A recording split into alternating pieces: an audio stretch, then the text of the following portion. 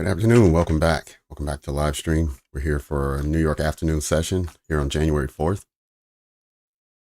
I'm going to welcome back everyone who was on the morning stream, as well as anyone who's already a subscriber. Also, welcome to all newcomers, those who've never seen the live stream before. Mr. Phoenix, good morning. How are you? I am here, ready to go.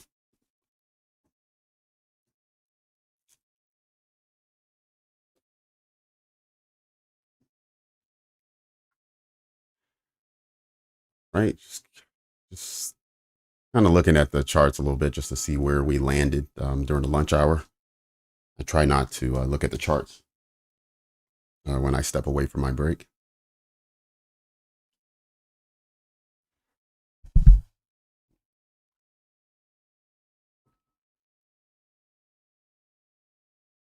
All right, let's see where we are.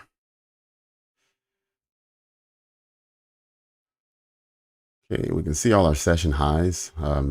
Price this morning broke through a majority of them. Just before lunch, we were targeting the London high, which we can see we didn't get quite there. We got within one tick of what was equal highs here from yesterday, or actually today, but this morning at 3 o'clock, just after the London session started. So I was targeting that as where price would push through, and I thought for sure we'll get the London high as well since it was so close to it. But you can see I have it marked up as 584, and we got within one tick. You look right here where it says high. I go on this candle, 583.75, right? So we're one tick away, and then a couple points away from the London high. So now in this afternoon session, we'll see if we do end up taking that London high. If we see bullish prices, I would say that would be our target. But if we don't see bullish prices, then I need to check and just see where we may go if we go lower.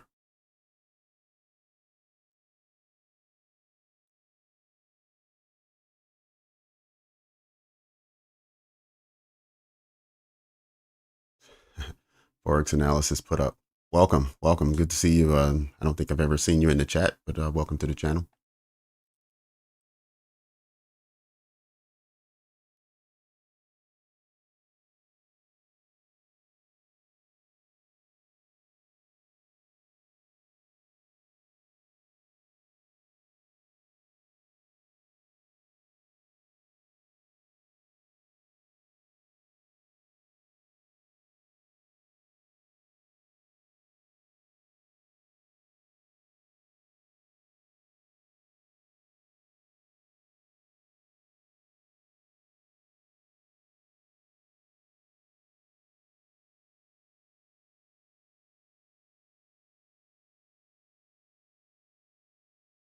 Okay.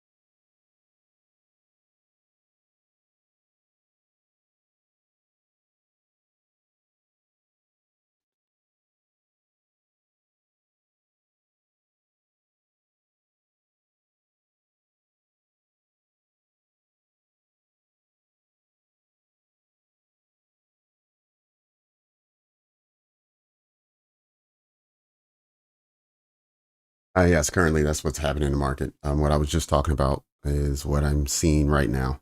We're in the middle of this zone from this morning. If we take the low to the high that we saw. So this is essentially the opening bell. So this is the 930 candle to the high that we saw during the morning session, which was just afterwards, around, I guess, 11 o'clock towards 11:20. We see now we've traded down past the 61%, even tapped into the 70. So we've gotten nearly a full retracement if price wants to continue upwards. And so that's what we want to pay attention to now to see if price wants to seek higher prices. So I just want to take a look at the dollar and see where the dollar is so far this hour. It is trading downwards slightly, but not a big range though. It was bullish during the lunch hour, recovering some of the fair value gap that was created from the morning. So what we want to see is the dollar. We want to see it melt down. We want to see a failure towards the swing high on the hourly, and we want to see it push downwards. And with that, we'll see the commodities push upwards. But for now, we need to just wait and see where the dollar wants to land.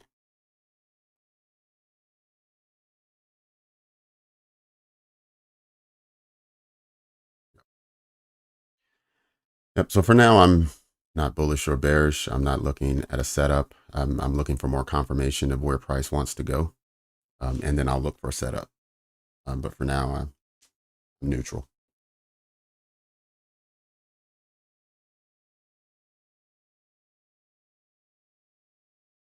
That was the last one. Trouble.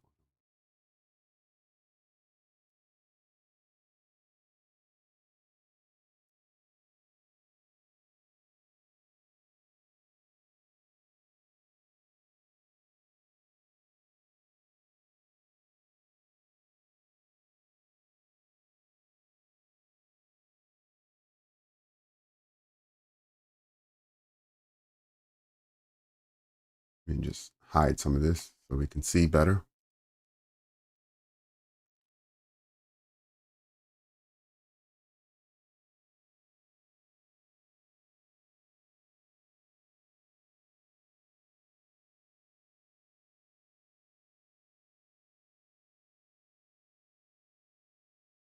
Okay, so we want to see how price reacts to this fair value gap, whether it's able to push through and close above, or if it continues to reject, and then we start to push towards these swing lows down here.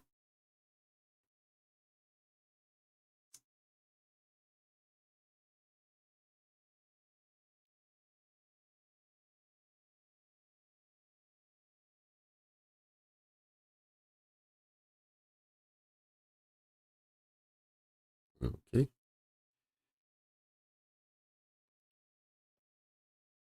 Now, if it doesn't fit my criteria, so I'm not looking at any entries. If you are comfortable and you see that entry and you wanna take it, feel free, jump into the trade.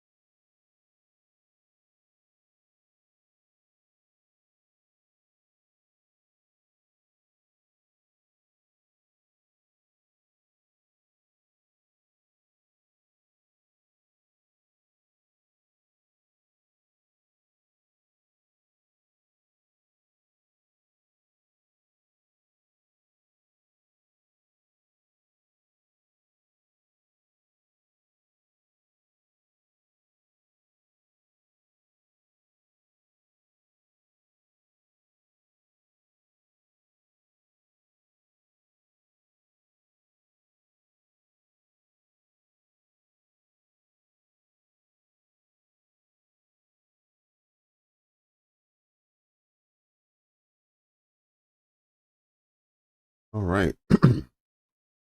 So far, price still has not been able to push through. We see just kind of a little jumbled area there since we've started the hour, so last 10 minutes or so. So we still want to give it some time, let it settle in. There was a fair value gap here, which was played into, taking price to where it is now.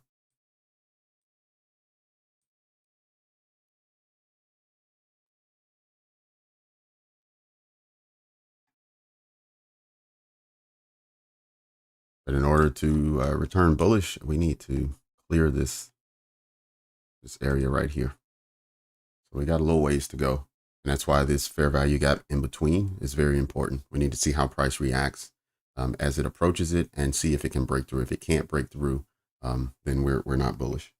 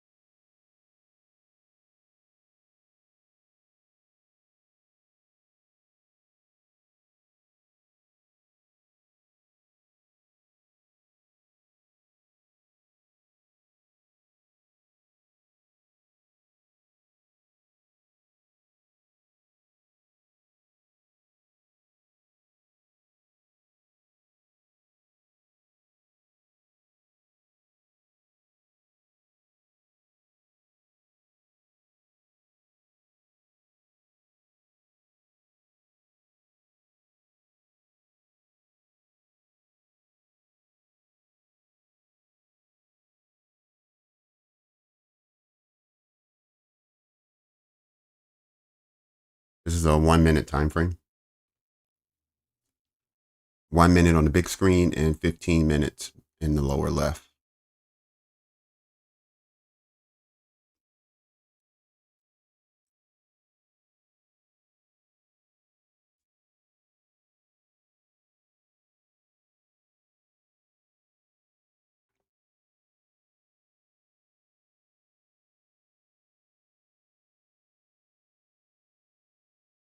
That's one.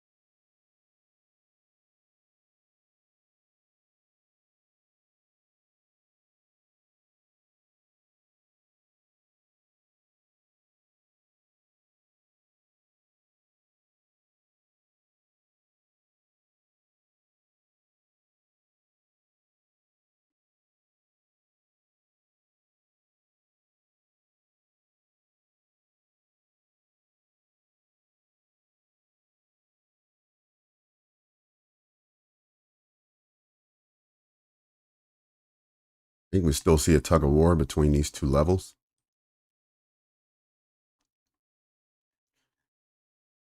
On the higher time frame, if you look at the last couple of days, we've been seeking lower prices. So let's just keep an open mind that that may continue, even though we did see a bullish move this morning from the opening bell really until lunch. But let's just be aware that that could just have been a retracement from a bearish momentum on the higher time frame.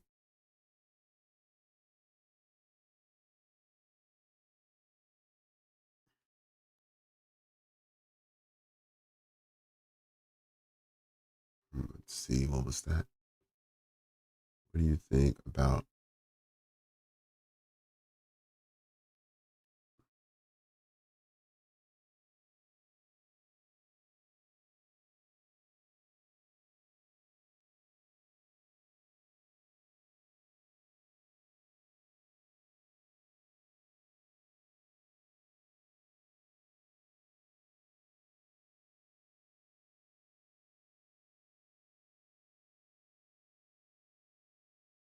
Hang on, give me a second. Let me just look and see. I can't read the rest of your message. There's a little emoji icon is in the way. Let's see.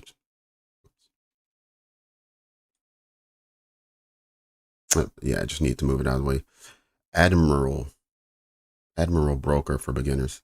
Actually, I've never heard of it, so I'm not sure. I'm not sure about it. I don't know. Negative balance. So are you saying you're a beginner trader? Is that what you're saying? And you want to know what broker to use?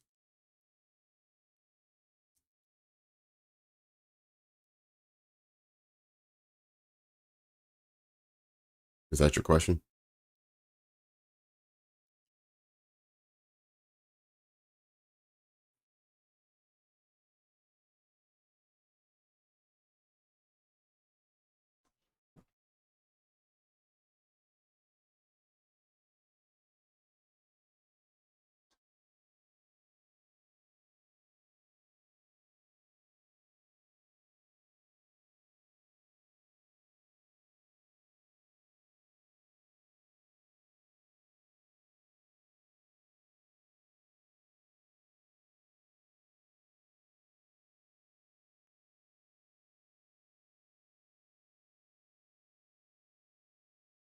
Negative balance.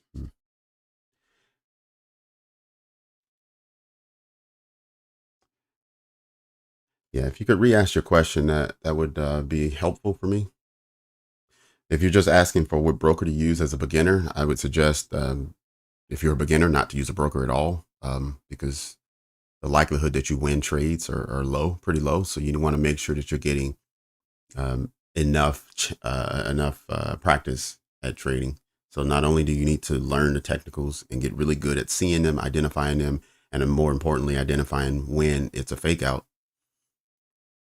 I would suggest, as far as brokers are concerned, just use a demo account because you don't really want to be trading with any real money, and you don't want to be paying for things that you aren't prepared for. That's what I would suggest if you're a beginner. Continue learning, figure out which trading strategy matches your personality, figure out which trading strategy matches the time that you have available to trade, because not everyone can trade all day long. Once you have those two things dialed in, make sure that you practice regularly, going through previous time frames. Also go on to other commodities that you don't trade, because then you have clean charts. You have price action that you haven't seen before, so you can keep yourself honest. And then from there, just really just hit the demo account until you can easily identify your strategy. Have a checklist next to you so you can always check the boxes on everything that you need, all the steps. And then once you have that memorized, make sure you're consistent with your demo account, and then look at moving to a broker account.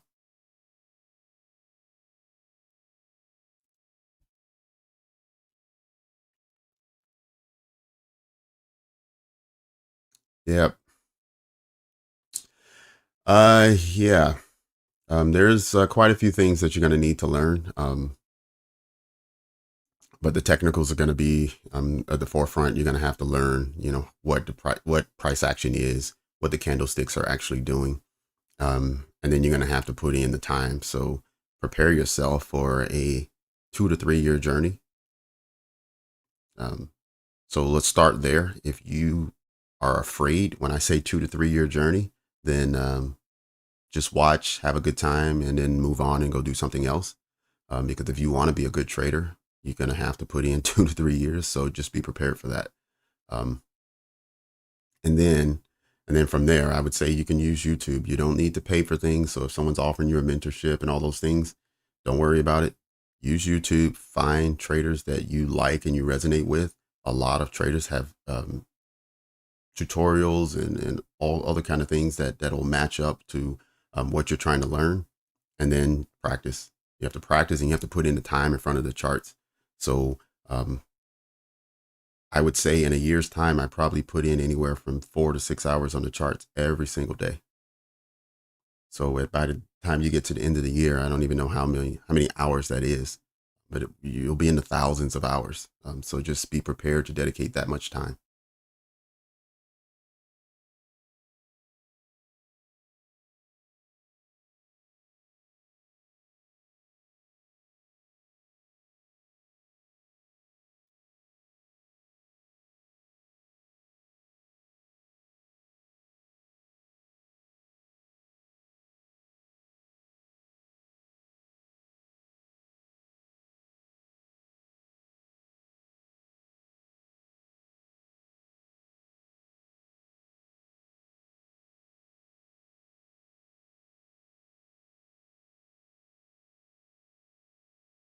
Okay, we're back at the high end of this little range that it made, back at the fair value gap, the bearish fair value gap that was created.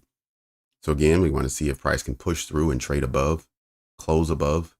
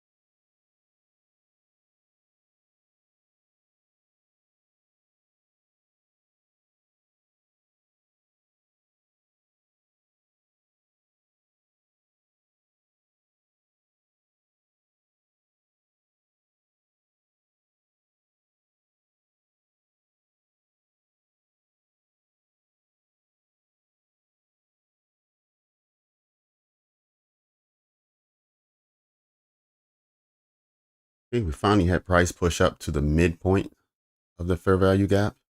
We can see now it's rejecting a bit. We're going to wait for another 10 seconds and see where it closes.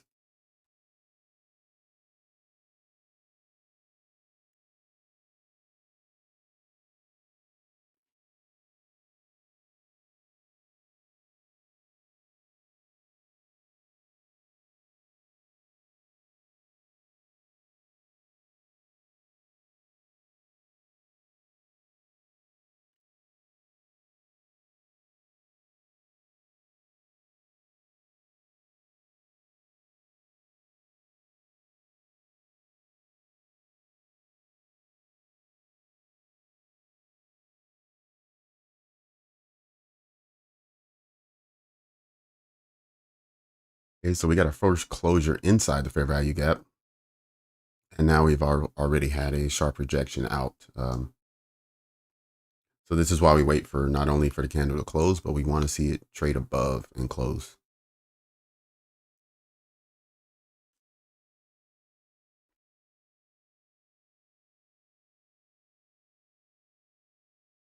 All right, in another 5 minutes, we'll be at 130, and maybe we'll see different price action at that time, and maybe it'll break out of this area. But let's give it a few more minutes and see when it tips its hand to us.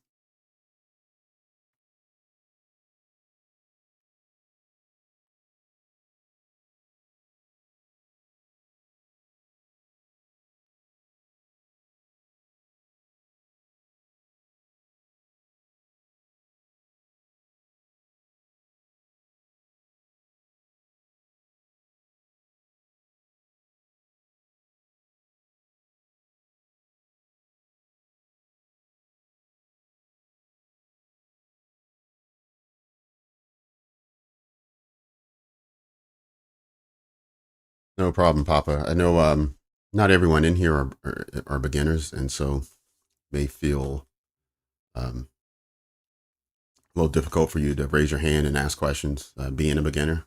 But don't worry, if you have some questions, either myself or someone else in the group will gladly answer it for you.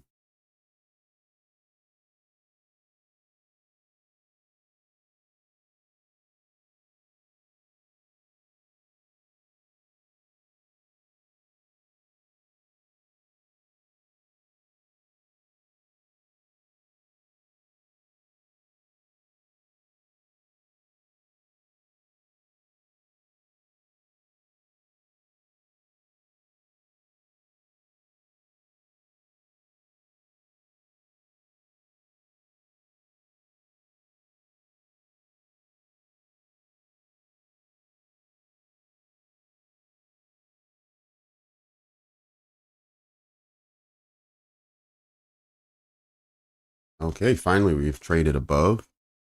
And not only did we trade above, we closed above. Exactly what we were looking for. This next candle is quite important. Let's see if it creates a fair value gap on the other side, i.e. right here. Let's see if this remains open.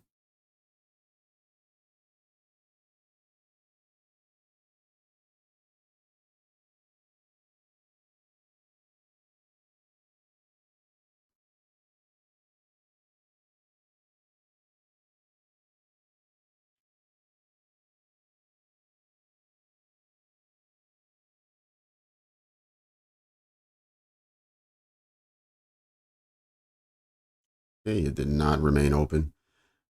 Now it's important to see that it closes above the fair value gap again.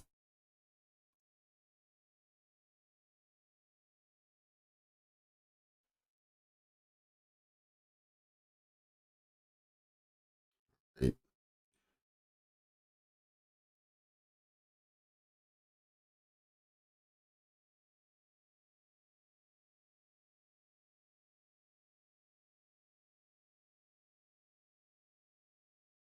Remember, we are still bearish till we get here.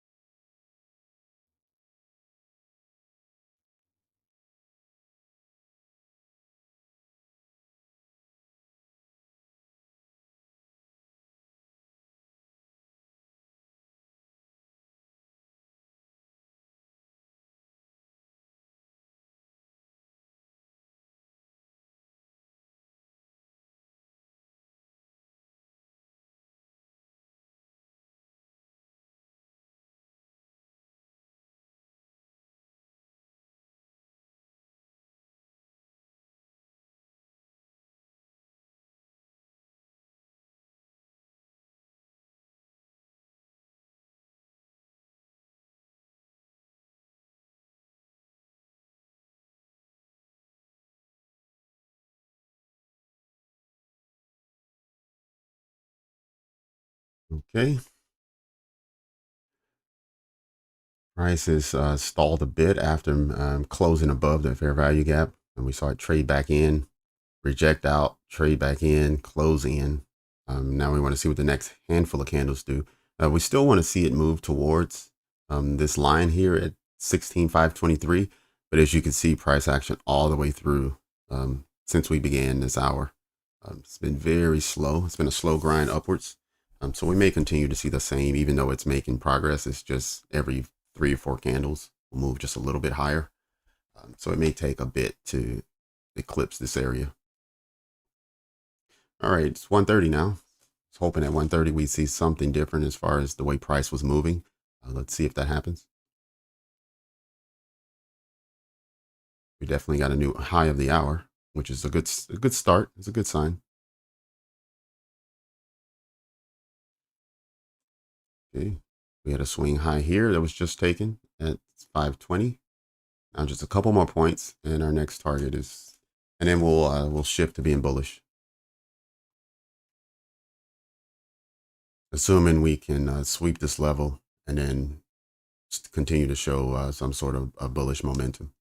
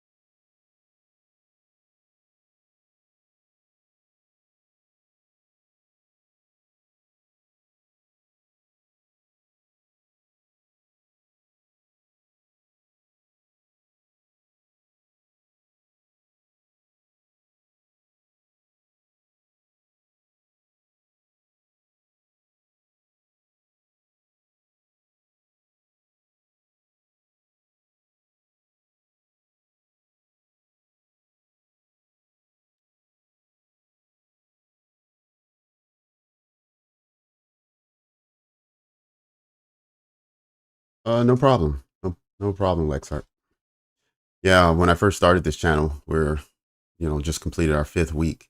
Um, it started out, me just talking myself through the trade and further enforcing my own learning and my own comprehension. But I'm glad that it's providing value for others. I always wondered that if I'm talking to myself and everyone's rolling their eyes at me or if they appreciate it.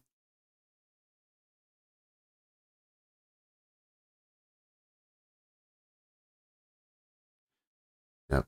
But I do realize my commentary is more aimed and geared towards beginners or those with less experience actually looking at the market.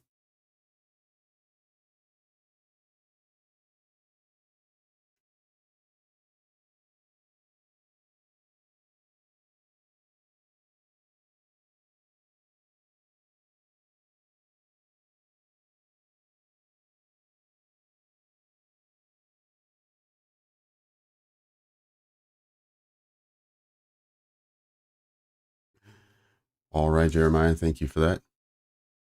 I'll keep going.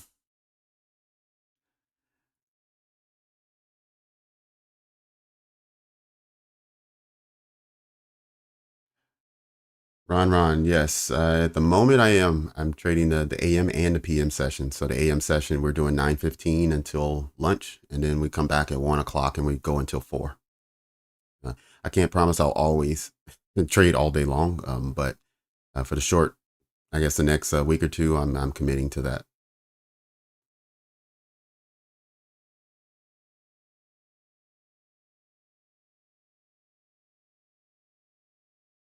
Okay, Dustin, I didn't realize that. Yeah, I was wondering because I do see and hear from some of you all day long, so I didn't know if you were sitting at the charts all day or if you're working and you're just listening.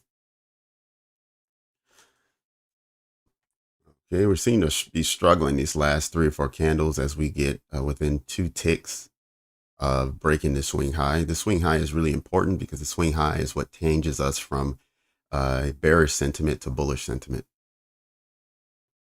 And without taking that level, we can't switch over.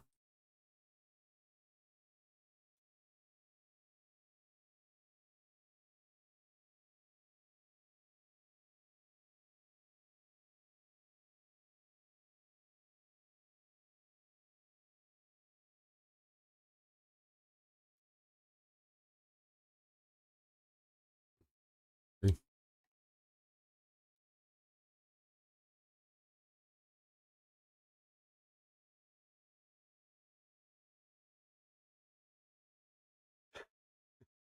Yeah, that's another reason why I did this, Ron, is because trading was lonely. It was just me sitting here by myself. And so I figured that it'd be nice if I could trade with people. And I got to tell you, the response has been tremendous. There's been a good group of people who have joined on so far and decided to trade along with me every day. And so I'm really enjoying this process.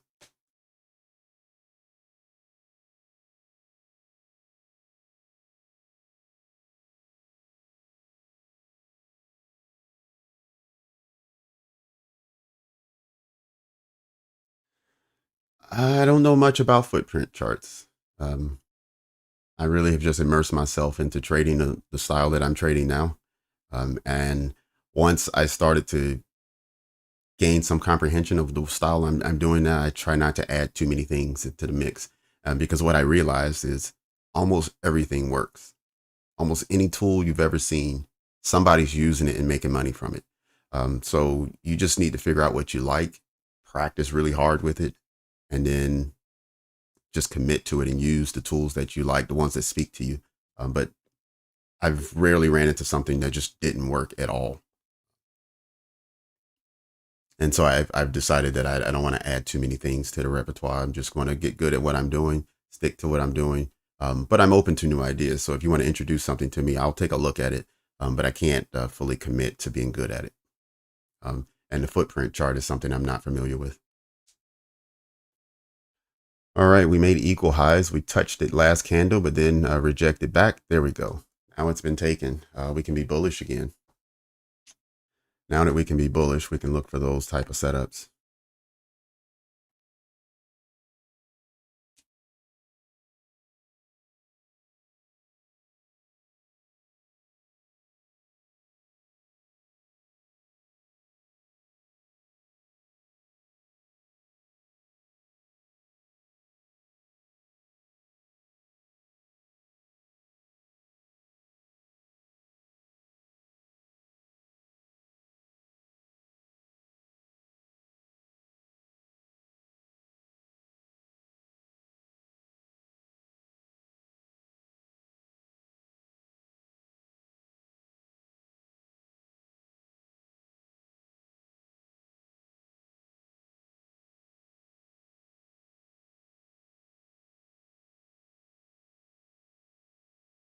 Let's drop this line. We don't need that any longer.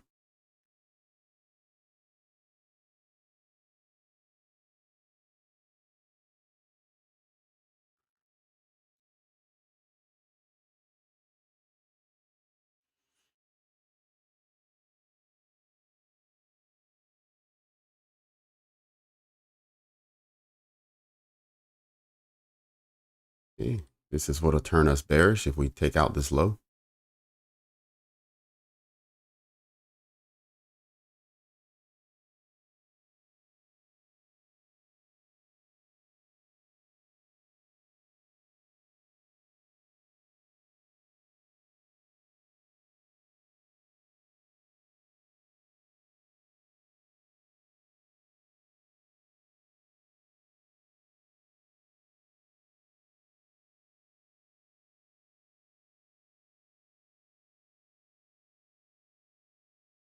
Oh, no problem. You're welcome, Natalie.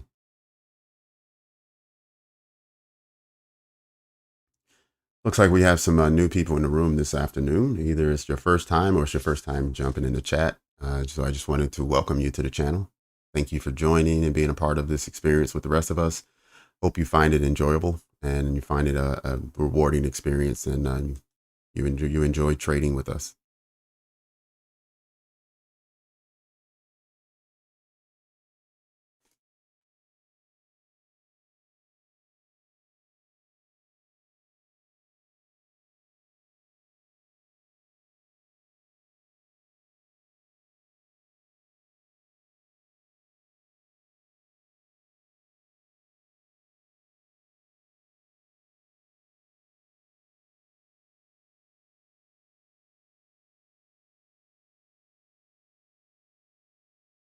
Let me see, who is that? Well, as a beginner, how do you think about I'm a broker for beginner? You know what? For anyone in the room who's a beginner, and when I say beginner, I mean you are been trading less than 6 months, and if someone was to ask you a question about market structure, you don't feel 100% confident in it. Check out this YouTuber and watch his video. It's a guy named Stoic TA. I think that's how you spell it. Check out that YouTuber's channel. He has really good video on market structure, which will help you identify um, when you change from bullish to bearish and that kind of thing. It's really good to not get lost in price. And that was a good video, even for me after I had been trading for a year and a half or 2 years. Watching that just kind of reinforced some of the things I had learned early in my trading and then had forgotten. I'm from America.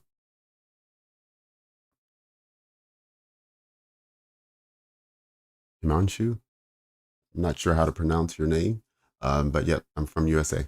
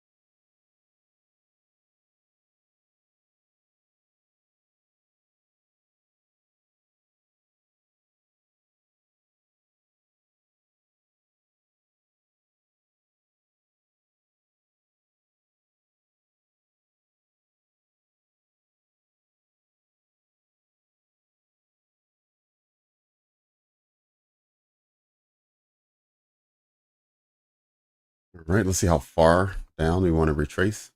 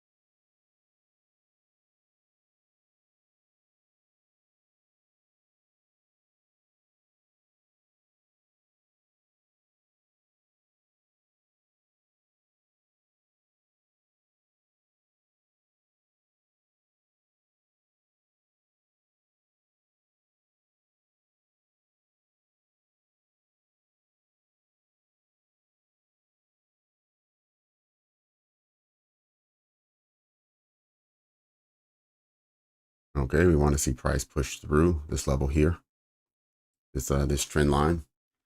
It's fine that it continues to trend, and I'm okay with the retracement we're seeing now. The fact that we broke this high over here and turned back to bullish is enough for me to now start looking for a long setup. But the best long setups are below 50%. So between 50% and 100%. Down here is going to be the best setups to go long.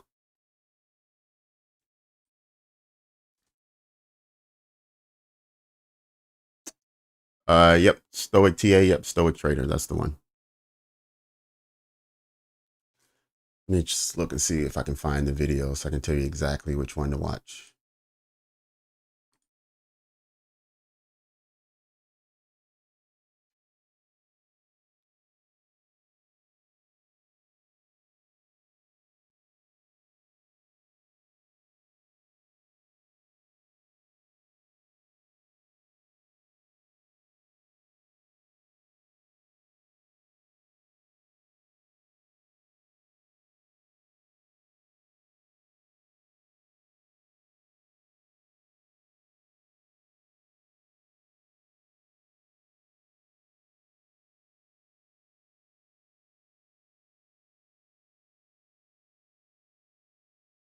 All right, there's the video called Market Structure Deep Dive. But I think for anyone who's a beginner or has been learning for a little bit and just needs a refresher, I think that's a good video to watch. 16508. That would be the beginning of the range. If you wanted to just look and just blindly look for a long, that would be the beginning of the range, Ricky. But again, you want to look for something. You want to look for a fair value gap or a order block or something that gives you further confirmation that you should be looking for a long in that area. So I didn't find anything on the 1 minute, so I just dropped down to the 30-second to see if I see something more. Let's see what we have. We have this guy here. It's still above the 50%, but what we could see is that price sticks through here, put a wick through the 50%, but still close up here. So that could happen. Other than that, there's a small fair value gap here, so we could also play in this one.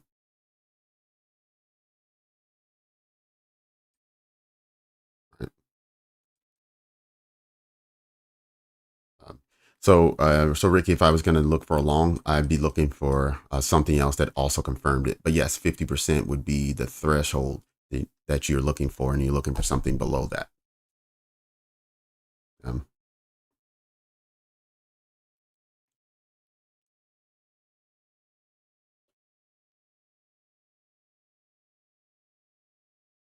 Okay, let me just drop that so we have a cleaner chart.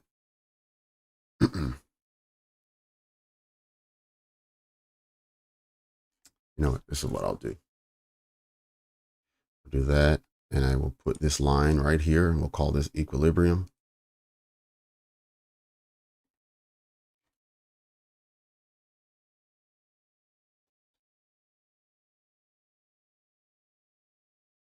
And therefore, we can get rid of this. Okay.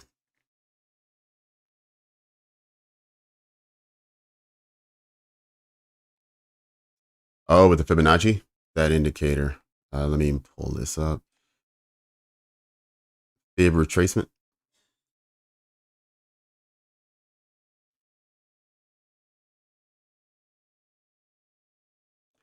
Yeah, this is what I use for the Fibonacci. This rectangle is what I use for the fair value gaps. This horizontal ray is this right here. It just makes a straight line from wherever you click. And you see if you, the horizontal ray I like because whenever you put a title or some text, it just keeps it right there no matter where you move the screen. So I like that part. But yeah, fib retracement.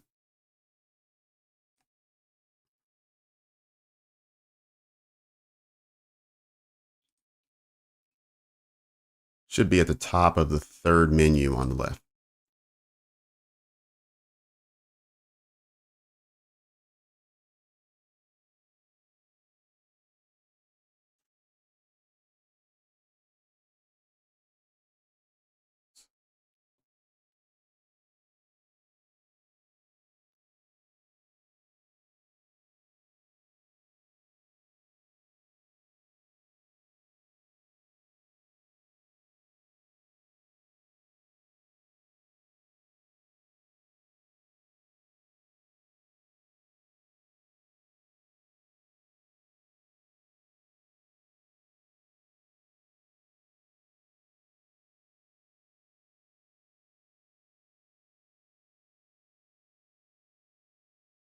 I'm not 100% sure about that. I'm not big on the flag pattern, so I'm not, I can't really say.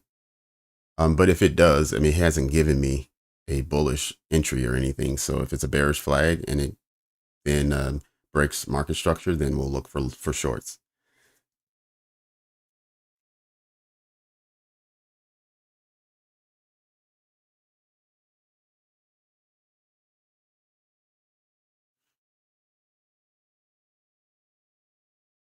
Okay, in one more minute, we'll get the macro to end the 1 o'clock hour.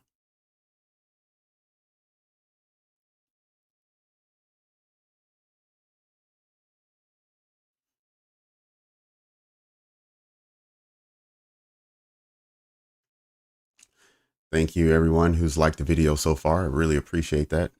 I know YouTube uses that to promote our video to other traders or to others looking in the same subject line. So thank you very much for your support.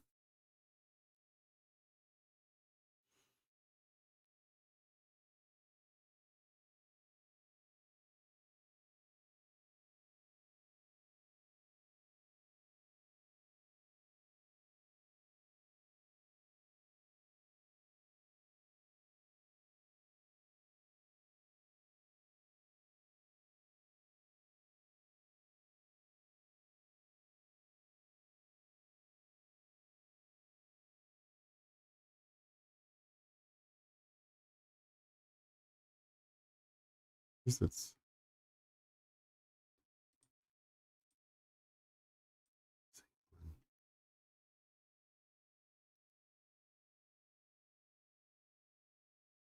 yeah, I think it's the same one we had earlier and I took it away.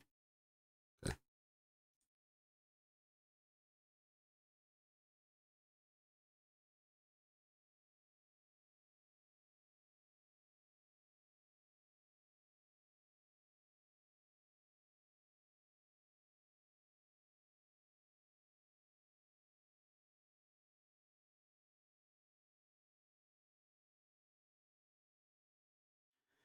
Yep, it's been a slow hour so far, but we still have 2 hours to go.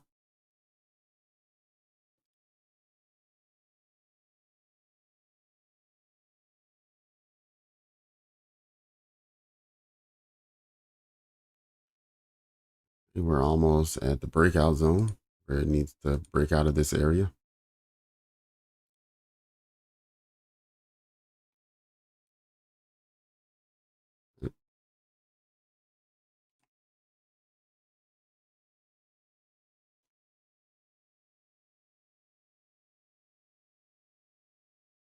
Okay, good sign. That's a good one.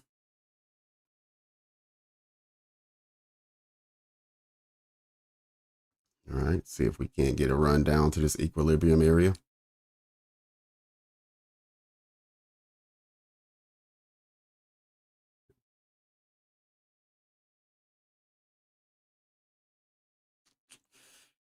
Not quite 50% yet, but close.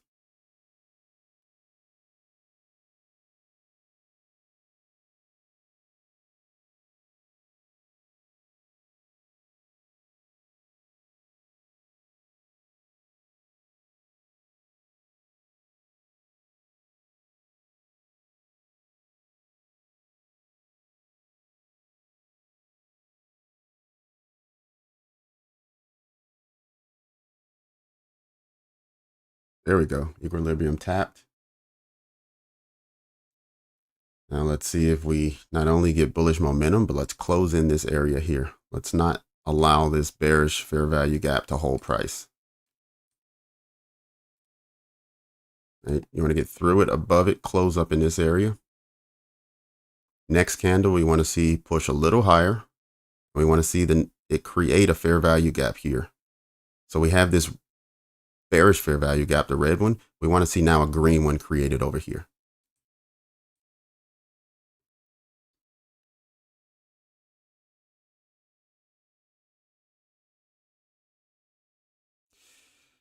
Black line equals, yes, down here was, we entered into discount.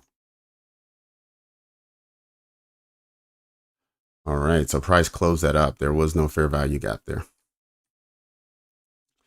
That would have been optimal. That's what we would have wanted to see. So now we continue to wait. We want to see what the next several candles will do. Let's clean up a bit. And I may switch back to the 1 minute. I think I need to get off of the 30-second. But I do think it was important what we just saw. And this black line does not mean enter a trade.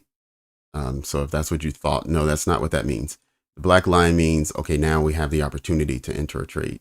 Now we want to look and we want to see if the conditions that we need, our checklists are met.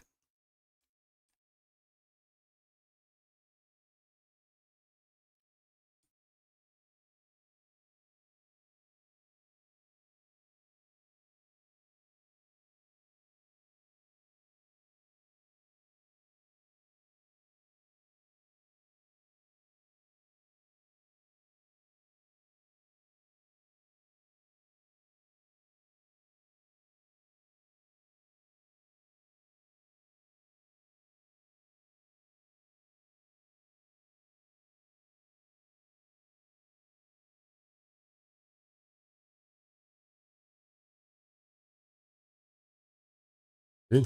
All right, a little further south. Let's now take another peek to see where we are. Go back up with Fibonacci.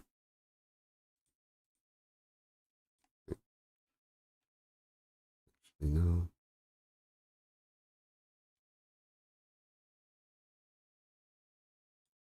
All right, that's where we were.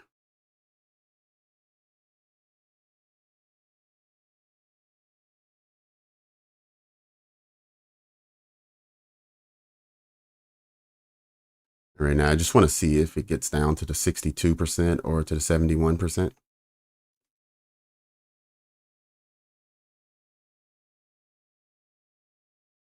In fact, let me move up to the 1 minute.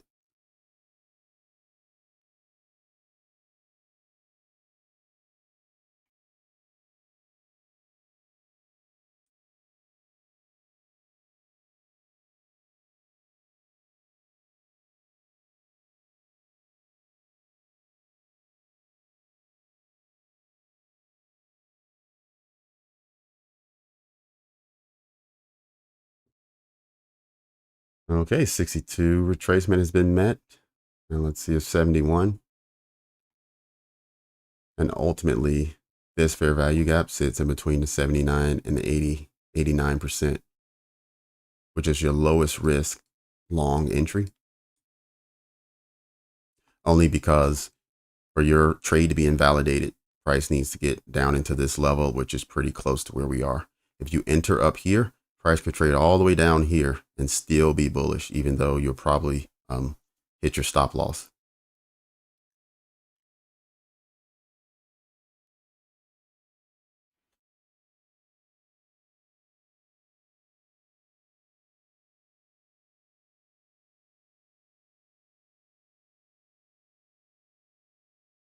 Let's get rid of this trend line. We don't need it.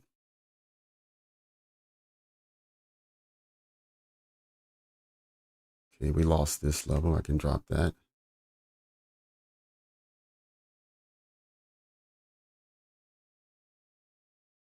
I didn't choose these points. The market chose those points. I learned from other seasoned traders, and these are the levels that everyone's using. I'm sure it has some meaning in Fibonacci. But yeah, I didn't choose these levels. I just use what everyone else is using.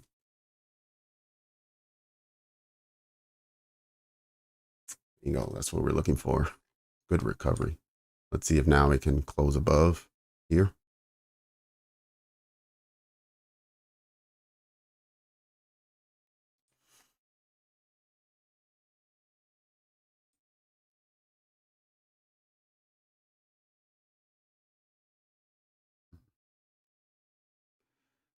Go back to the minute.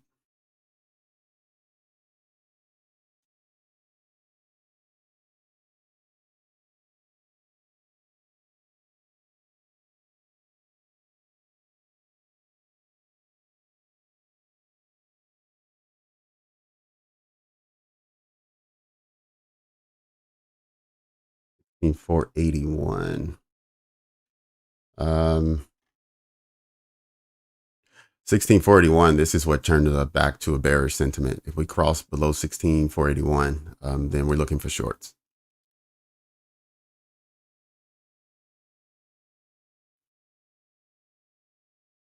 Right. That's why I have this marked up, just in case we hit that level. We're no longer bullish.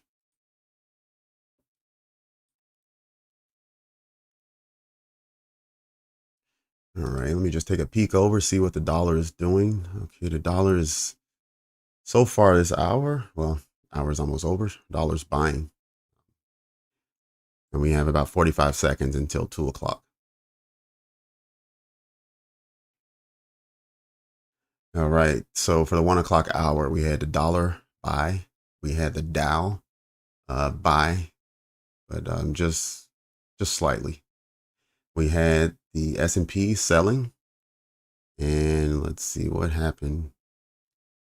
The Nasdaq.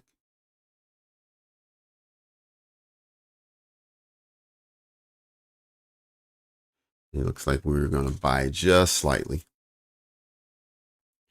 But the Nasdaq, we started here,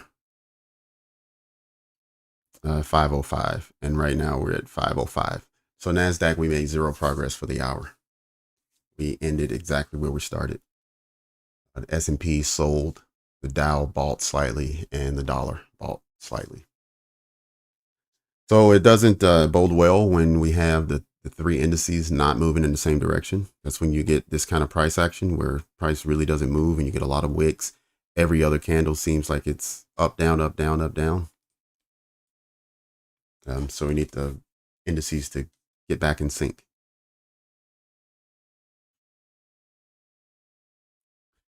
So far, though, it seems like we're rejecting off the 62% level. We've hit 3 times. Each time, price is pushed away.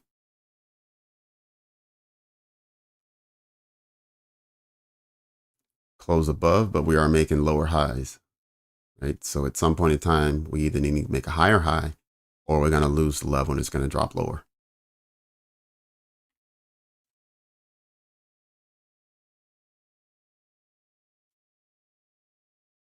Equal highs from the lunch session. Let's see.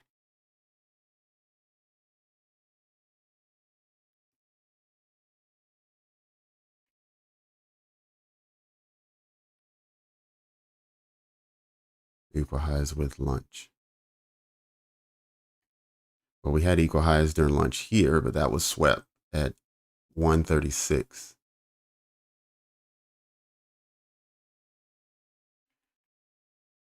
Unless you're saying, okay, yeah, I see what you're saying. Okay. Here at exactly 12 o'clock with an equal high with this high. Yep. Absolutely. I would like to see equal highs swept. But since we've already retraced more than 50% down into discount, if we get a long setup down here, I'll take it and run it up to the equal highs as a low hanging fruit 15, 20 point trade.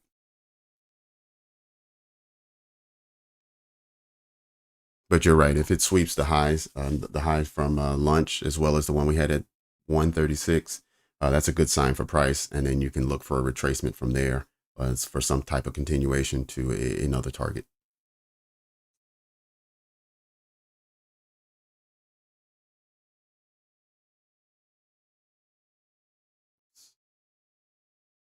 Drop some of these so you can actually see what's going on in this. Let's see. Can I?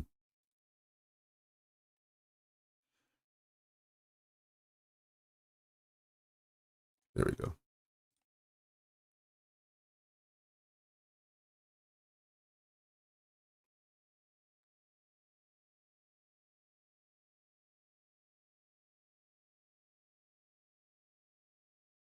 Okay, still not making any higher highs. And so that's why we're going to look to those lows being swept.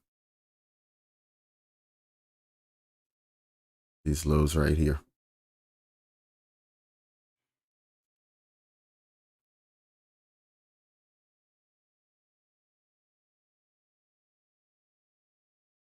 All right, now we've reached the 71% level. So the sweet spot of the optimal trade entry.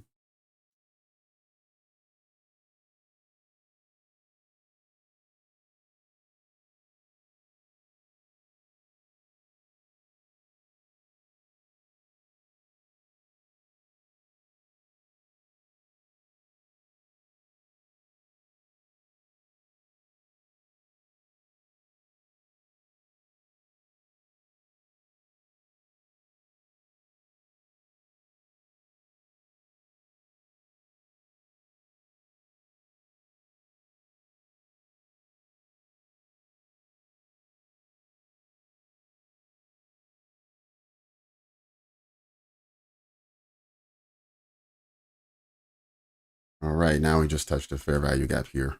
Now we need to see the candle bodies remain above this lower level. Preferably, we'd like to see the candle bodies remain above the midpoint, the dashed line in the center.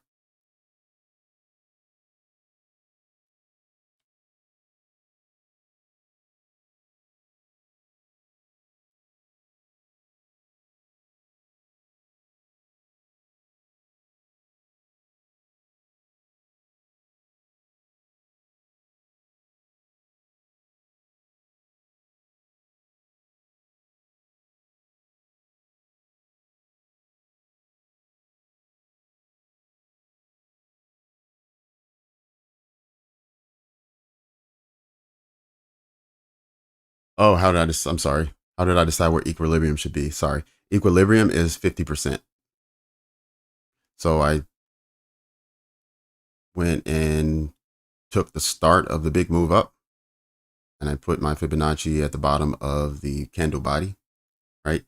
It's not the low because the low I guess could have been here, but we had one candle go up and then we had to come all the way back down, candle go up, came back down, and then we saw the move up.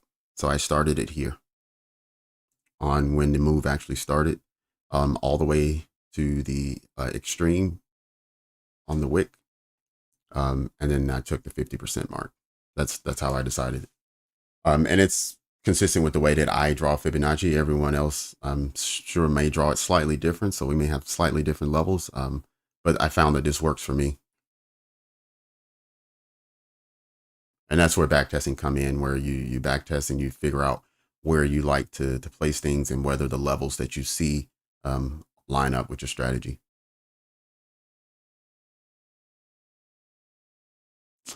USD and futures. So typically what you find is if the dollar is going up, you find indices, you find all commodities, everything's going down, stocks, you name it, in general. Now, it's not going to be 100% where every single stock goes down just because the dollar going up. But in general, the markets go down as the dollar is getting stronger. The markets go up as the dollar is getting weaker.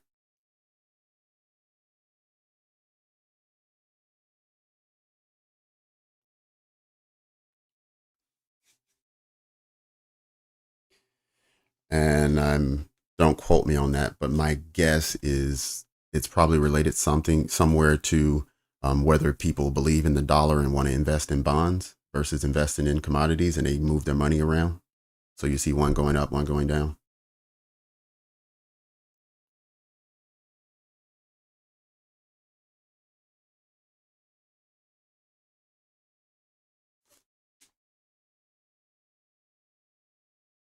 Yep. And that's why when you see them both moving in the same direction, like it happens every day for a short period of time. It'll do it for an hour, then get back on track for 2 or 3 hours, and then come back and then kind of get off track again. And so you just have to keep checking it to see if it's on track. And if it's on track, that's when you get big candle movement and you get movements in one direction all the way till it gets to a target, and then you find consolidation and those kind of things. So when everything lines up, you see price move quickly in one direction.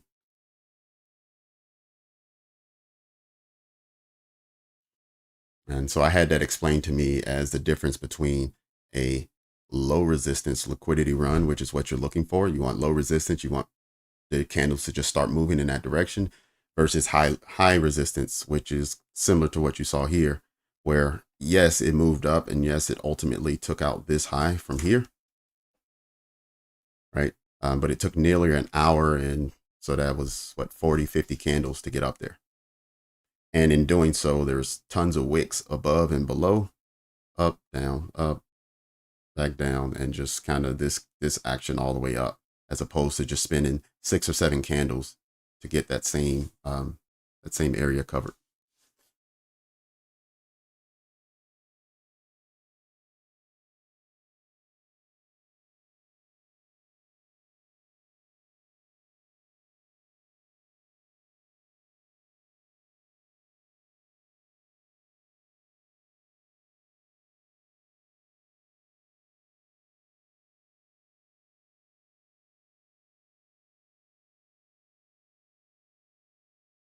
I don't use SMT divergence, only because it's it's just one more thing to learn. And I'm trying to just really be good at the things that I'm doing now and become a profitable trader. But I have seen it work. I've seen people discuss it. I don't understand it enough. So it would take quite a bit of practice to really get good at it. Um, and that's probably one of the reasons why I haven't, because I just feel like it's going to take a good effort from me, and I just don't have that time right now.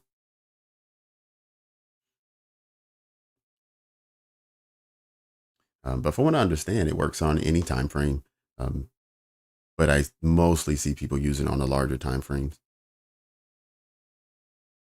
like 15 minute, 1 hour, that kind of thing.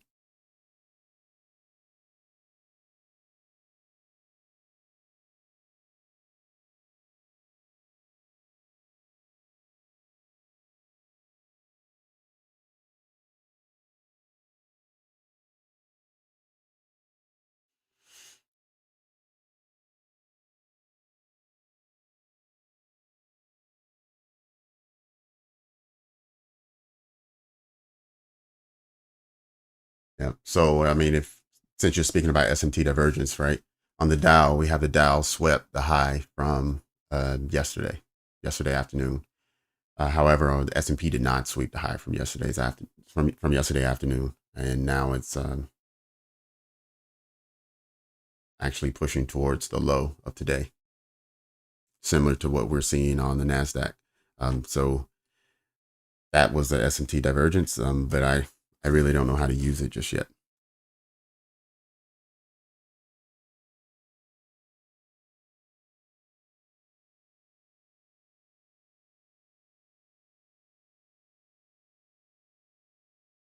Yep. And it could be maybe Nas will sell, and since it just broke the low, now we're back bearish. And that's why I marked this out. That once it got here, now we're bearish sentiment again. Right. So all of this was for nothing. This 1 o'clock hour, because so far we just lost it there. Right. And that's fine. So now we're bearish again. We won't be looking for longs. I can get rid of this because it's been invalidated. I can get rid of the Fibonacci because the 100% has already been taken. Equilibrium no longer matters. And this is still valid.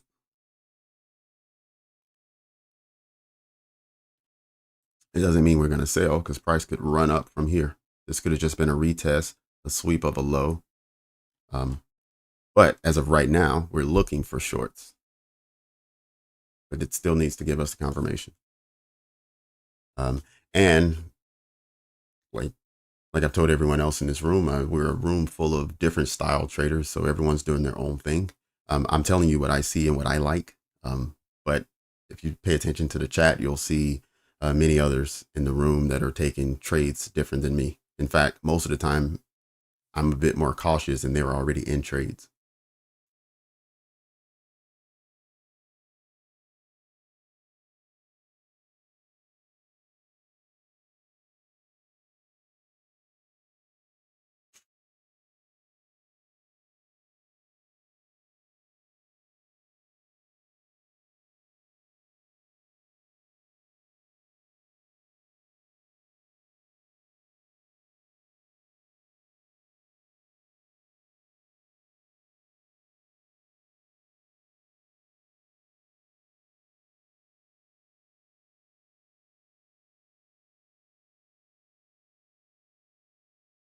All right, 2 o'clock it is.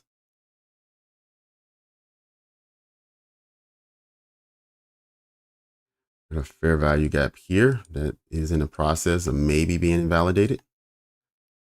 Let's see if we get a closure above, because if we do, what we got here is also a fair value gap in the bullish side that is forming right now. That's going to invalidate the bearish one and replace it with a bullish.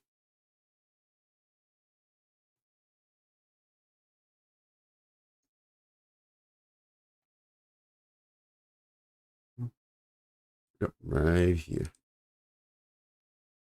See this?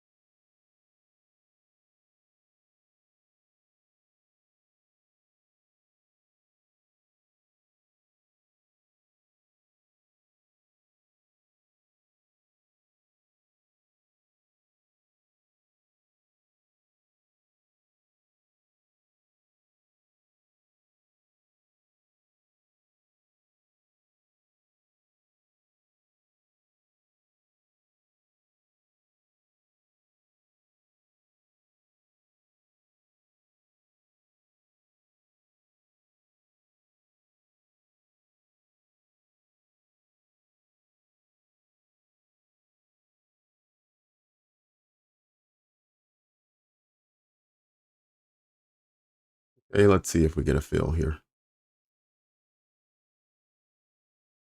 My trading style, I trade ICT. So anyone who's familiar with the inner circle trader, that's how I learned to trade. So I'm using many of his concepts, whether it's the um, optimal trade entry, which is essentially just taking a fair value gap of a leg looking for the continuation, and taking an entry somewhere between the 62 and 78% range. I use that one sometime. Mostly I'm using the silver bullet, which is between 10 and 11, and also 2 and 3, looking for a fair value gap entry, which also sometimes can be considered his 2022 model. But I use mostly ICT concepts.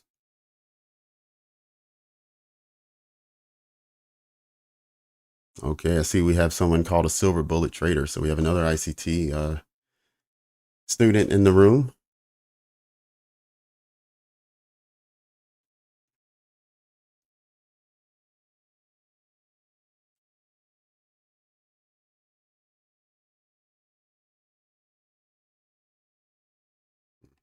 Okay, let's go back to the minute.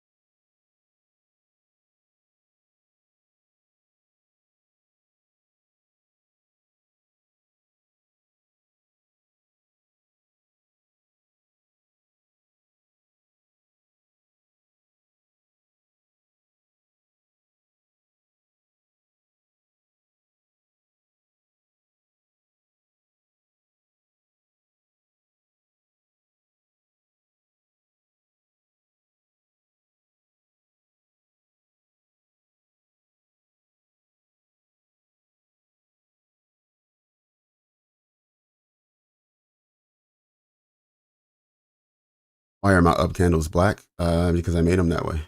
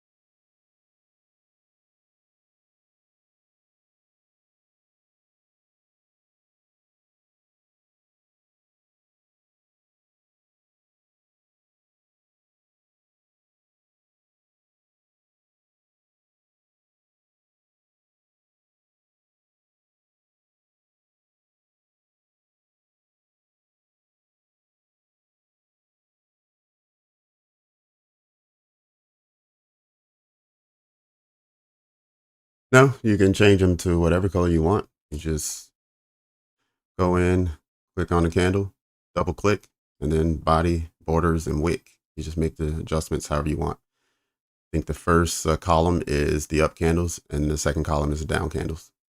So just, I tried a bunch of different color combos, and this is the latest one, and I've settled on it. So I'm just kind of working with this one for now. But who knows, maybe in a few months I'll get tired of this and change to something else.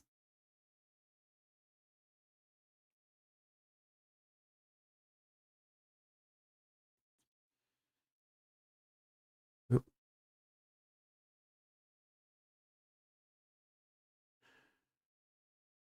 Yeah, it could be. I'm in the trade now, so we'll see how it unfolds. But you know, win, lose, or draw, I've decided this is the trade that I wanted, and so I'm in.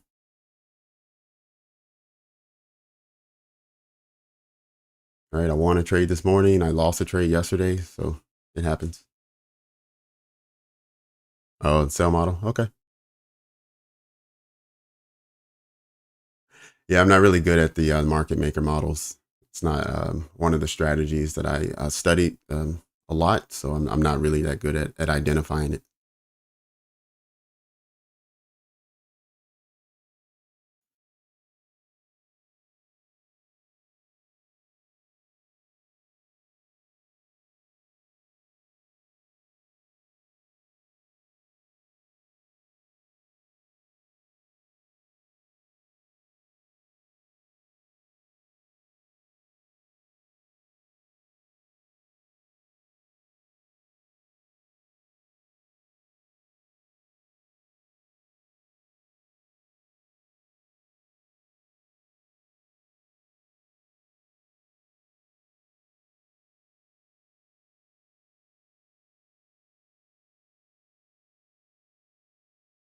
Oh, let me get rid of this.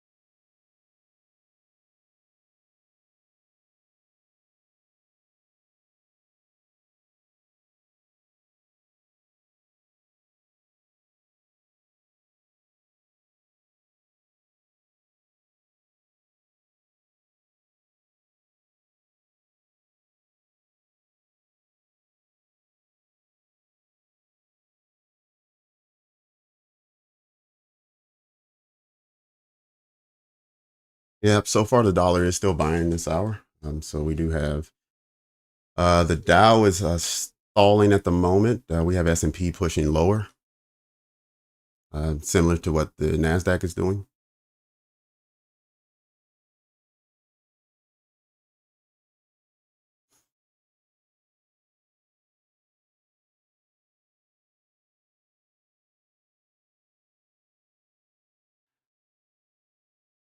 I do not use triple Q. I do not.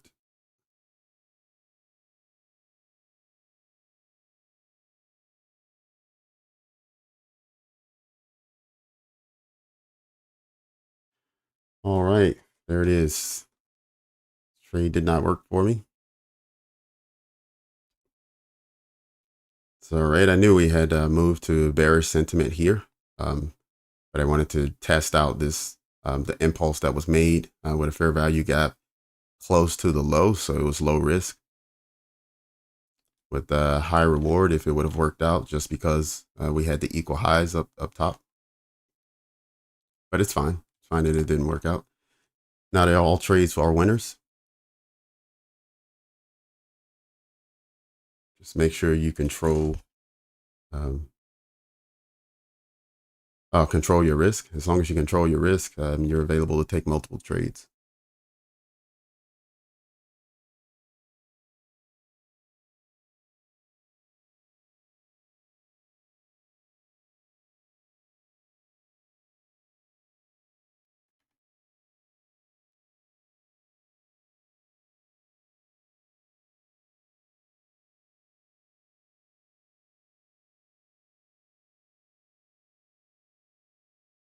Yep. Another reason why I took this trade is because the last time we hit this level, we saw a nice bounce. So when we came down and bounced again, that was a bit of a reason for me to see that as a opportunity to take a long. It didn't work out, but I'm still happy with the decision I made. And we'll see what price does next. We still have another hour and a half before the session's over.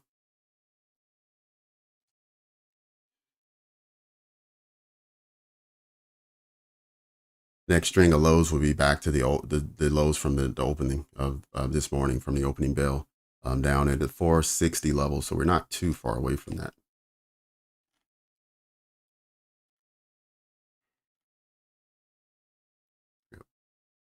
Yeah, not too far.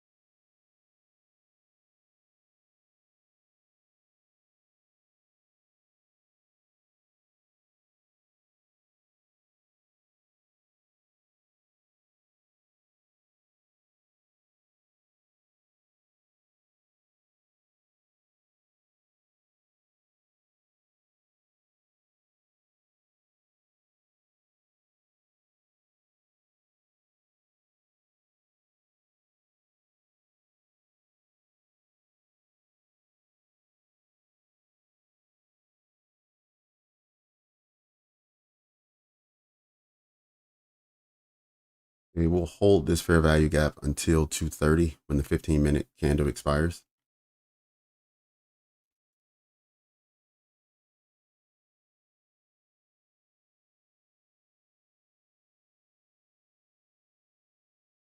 Okay. All right.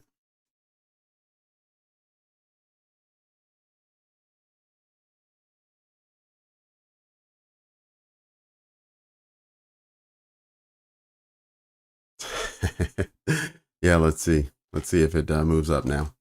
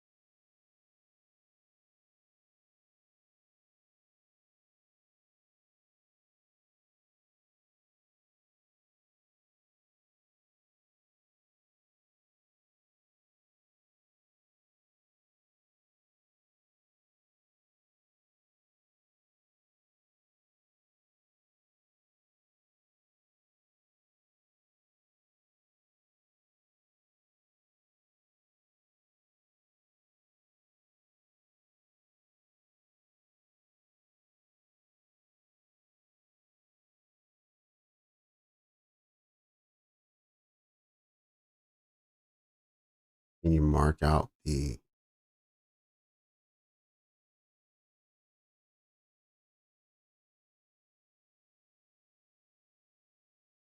yes, I will be streaming tomorrow. So if anyone wants to join, I'll be here. Yep. If you subscribe to the channel, you should get an invitation. I've already scheduled the streams for tomorrow, both the AM and PM session. Tavine, what do you mean? Mark off where? 30, 50, 70. You mean here? Oops.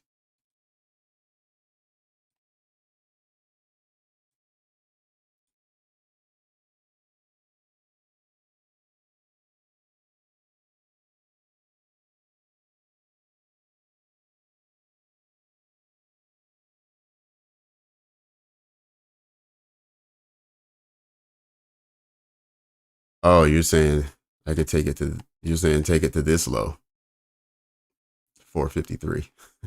Yeah, it's a good 20, 25 point. So take it 30% from right here, which is 479. And you're saying take it down to the 430 range. Well, sorry, probably say like 450, somewhere in this area.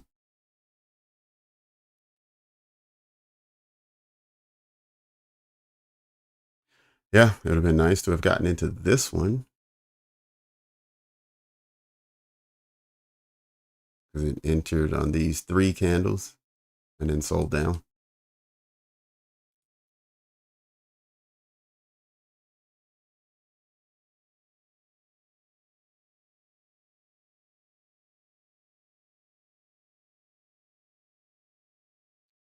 Well, let's see if it sells off or if it goes against me.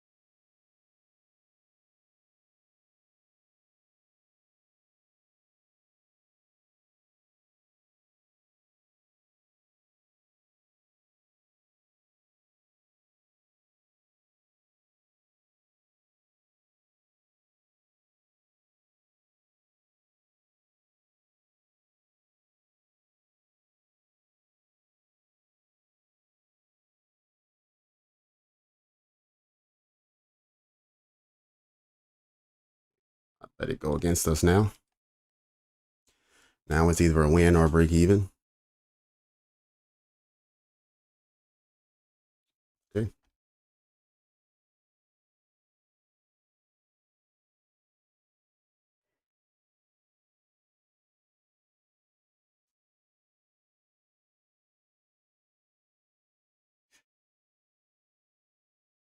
See, it's the body closure below that zone, then wait for it to get back within that range.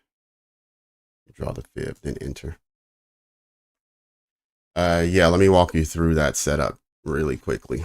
All right, so this is a scalps that I take sometimes. So the scalping setup is first is identify the trend, right? So we got a downtrend. Clearly, we know it's selling.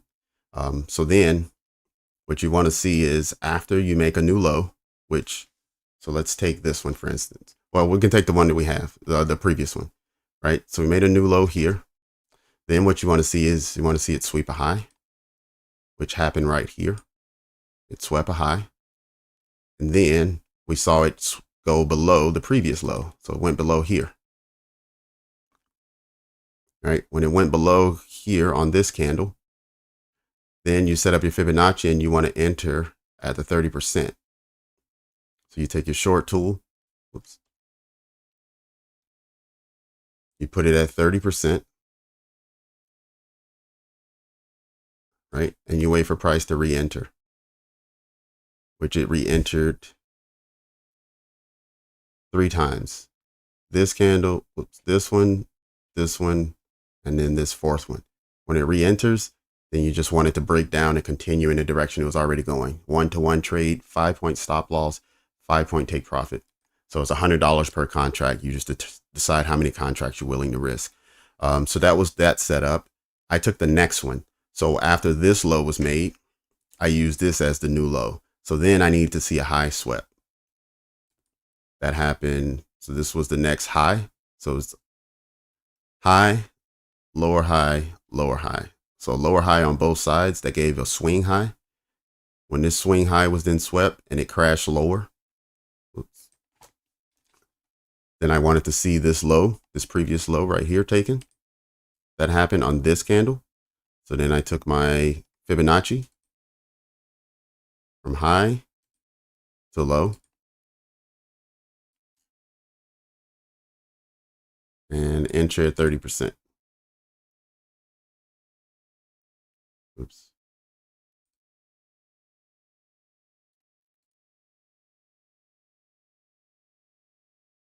Which then gave us an entry on this candle, and we TP'd the next candle. And it was exactly to TP. I had 5.25, so instead of 5 points, I do a target of 5.25, and that extra 0.25% pays for the brokerage fees, which is, I think it's like $2 when you enter a trade and $2 when you exit a trade. So you get an extra $5 for the 0.25 point, and the brokerage fees is $4. So therefore, I got the whole 100 as profit instead of $96. So that was the idea behind that scalp, and that's something you can take when you have price trending and it's already kind of moving in the direction it's going, and you didn't have a chance to get in at the early entrance. You can always catch a scalp in the center and just get a couple points and just leverage up on your contracts, since you are only risking 3, 4, 5 points.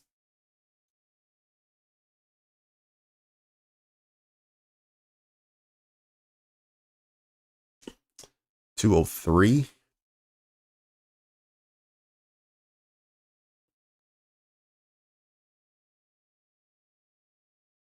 $14.03. Oh, this level, I see what you're saying. Traded up 1 tick and then fell down.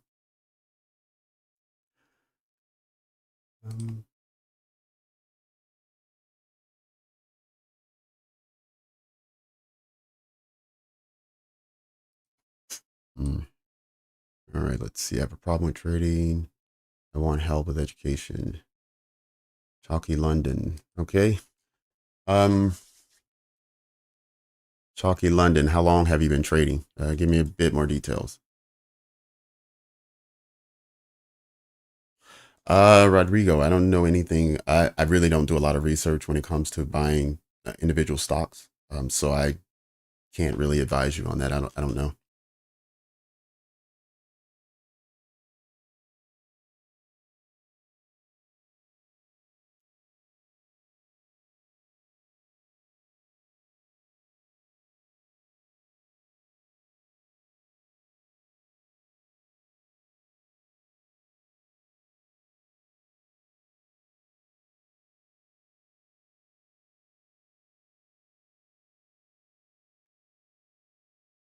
Oh man. Oh my goodness. I had no idea this is actually happening or had happened. Um, yeah, it's the first time since I've been doing live streams that I've looked at how many viewers we had in the room, and that digit was triple. We have 3 digits. We have 108 people in the room right now. Thank you all so much for your support of me and this channel, trading channel I created. I'm glad that you're enjoying the content and you're staying involved and engaged If you could do me a big favor and hit the like button, YouTube will then send that recommendation out to other people who are searching for trading or any kind of videos like that, and they'll recommend our channel. So please hit the like button. I really do appreciate that. But this is excellent to see. We have 108 people in the room right now. A few weeks ago, I could have never imagined that. And here we are. Thank you so much for your support.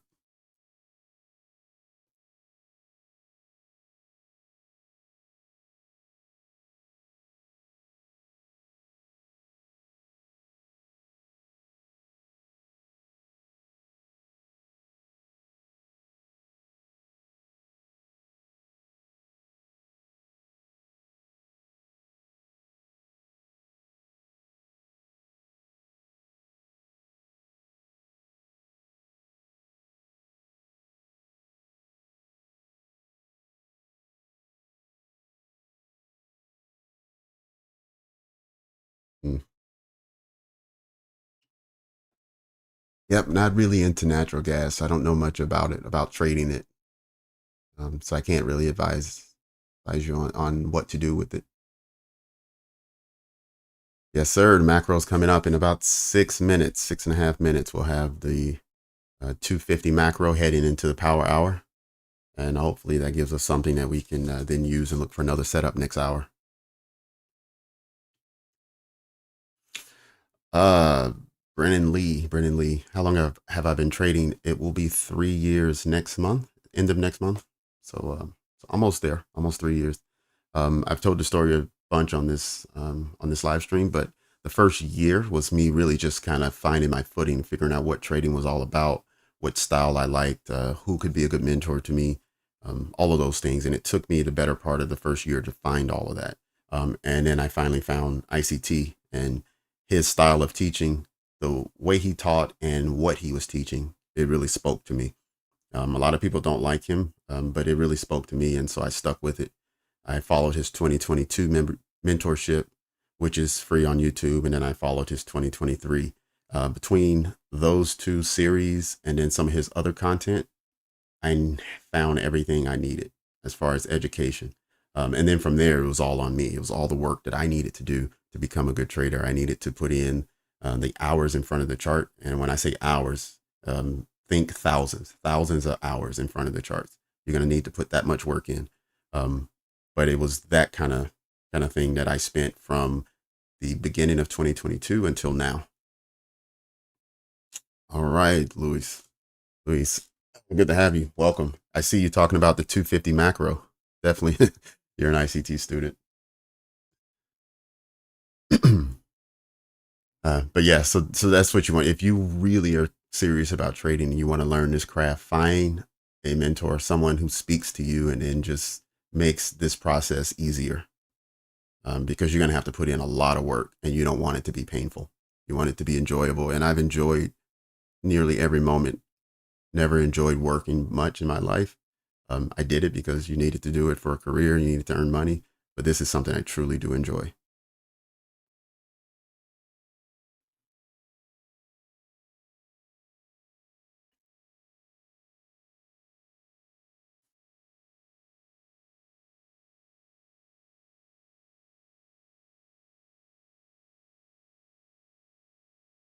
Ahmed, hi, welcome to the channel. On top of that, I want to say trading has probably been the hardest thing I've ever tried as well, right? So it's extremely difficult, but it's something I enjoy. So putting in the time wasn't that difficult for me.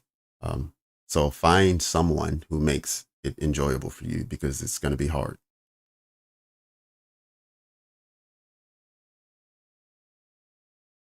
Also find some support because you're going to need people who are willing to support you. Not everyone in your life can follow trading or realizes how difficult it is. So find other people who are trading and lean on them for friendship because those are the people that you're going to need throughout this process. If you don't have anyone like that, you found the right place.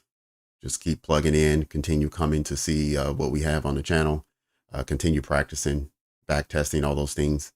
And before you know it, you'll learn it and you'll know it a little better than you do now.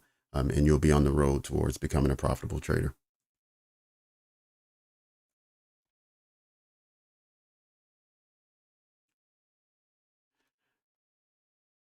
All right, 3 minutes until macro time.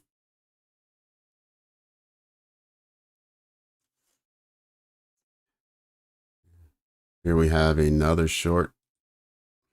Let's see if that worked out for us.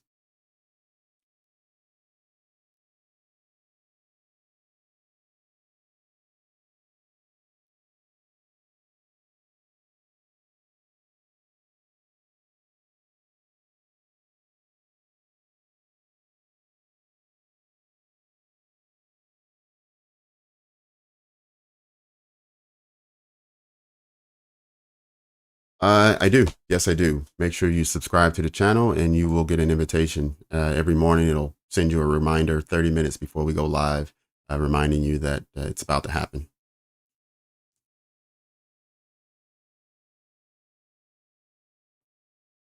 So trade live every morning. It's just starting this morning. It's at 9:15. It used to be at 10, but now we're doing 9:15 starts. And then we do afternoons at 1 p.m., all New York time.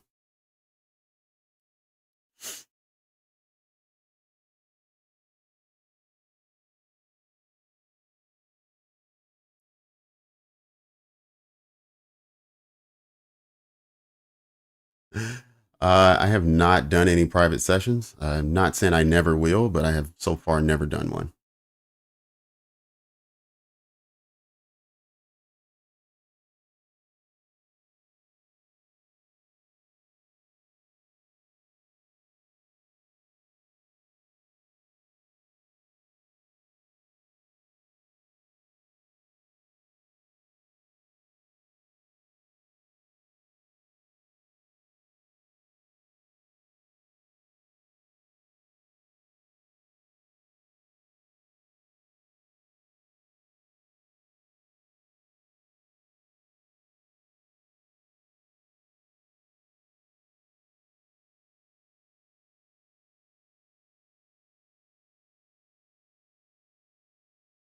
Okay, all right. So on the 30-second, yeah, this I wasn't sure if this trade had ended already, but it did, right? So price moved up on this candle, crossed into the activation zone, and then the very next candle broke down and delivered a winning scalp. For anyone who likes the scalping method that I just did, it's extremely similar to Dave trades. For anyone who's familiar with Dave trades, um, that's where that scalping model comes from. It's not exactly what he does, so he may jump in one day and say, "Hey, that looks like my model, but you're doing it wrong." It's not exactly what he does, but in a nutshell, it's what he does. But you could see it delivered the 5 points, and then it went the other way. So the trade worked for what it was supposed to work for, but it doesn't always allow you to continue and run to some bigger target. You get your 5 points, you get out. And that's another thing. It's like when I first saw that strategy, I was like, wow, that's amazing. You can get in and out of a trade in 1 minute and be done. So then I don't have to worry about my heart rate or my palm sweaty and all that good stuff. Uh, but then I had to back test to make sure that I understood exactly where the limits were. Where would I need to put a stop loss to ensure that I was winning 70% of my trades? What pitfalls that I have to look out for? All of those things. But that's how that trade came about. Actually, I learned it from another guy on YouTube named Cami Trading, and he was the one who looked at Dave Trading and Stoic TA and found that information. I wish I found trading as a teenager. Now, I'm not sure I would have been mature enough to handle it at that time, but even as a 40-year-old adult, it still took me over 2 years to really get my feet on the ground and understand what I'm doing and to psychologically be able to understand the risks I was involving myself with, and also being able to take a loss without feeling like I did something bad or the market's against me. And it just took some time. But I would highly recommend teenagers get involved. Just know that it's going to take some time, and it may take even longer because teenagers have a lot more going on in their life and their attention span is shorter. I was able to dedicate myself for the last 3 years, like every single day, like not doing a lot of social events, not doing a lot of extra things, just pouring myself into the market. So a teenager may take 5 years to get good at it, but still, by the time they're 25, they'll have a skill that can pay them forever.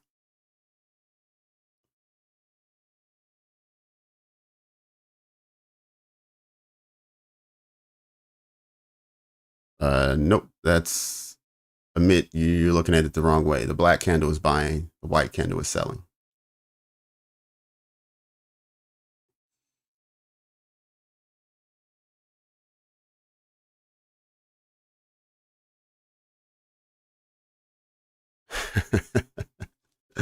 I like that, Chuck. Yeah. Is if you have a string of losing trades, the last thing you want to do is to be in a position where your trade is going in your direction, but then it takes an hour to finish because you're not going to be able to hold it. Um, and so sometimes when you know that's how you're feeling, it's better to scalp.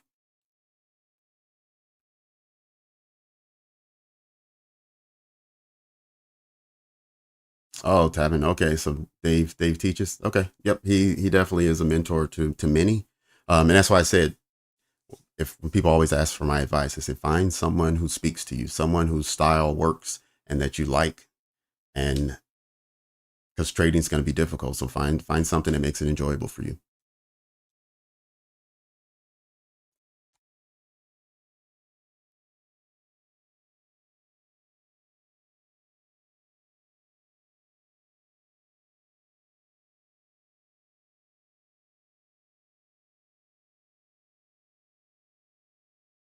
All right, we're inside of the macro.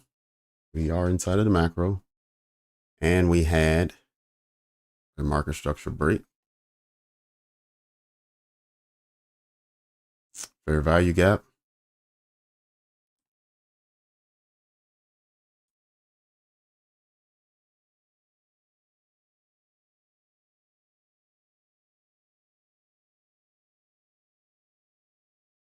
Oh, you're long. Okay. Hmm.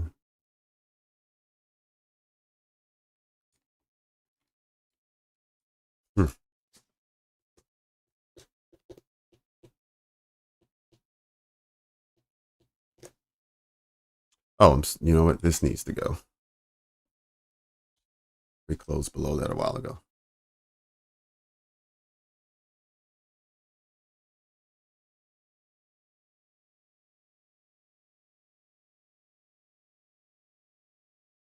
Okay.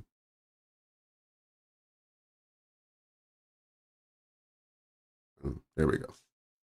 More like it.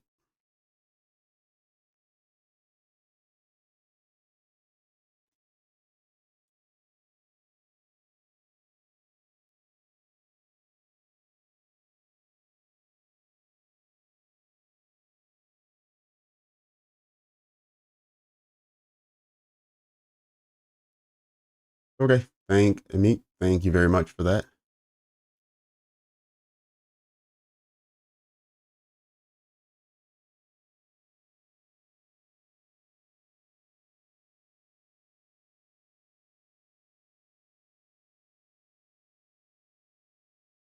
All right, let's see if we get a closure so we can get rid of this lower fair value gap.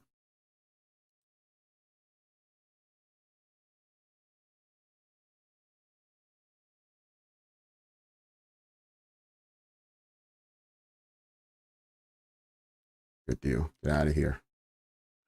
We still have the one above, so let's see now if it's just going to play around in this zone or if it's going to break out of one of the sides.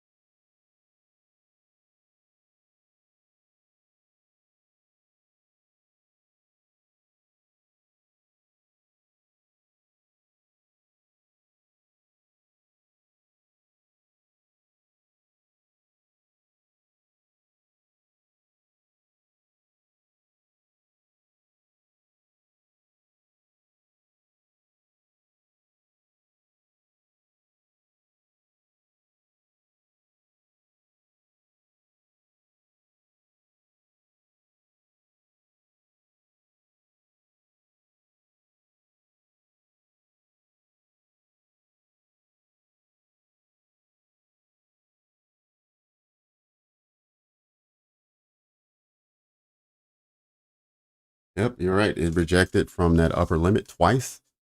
It's so far rejected from the lower limit once.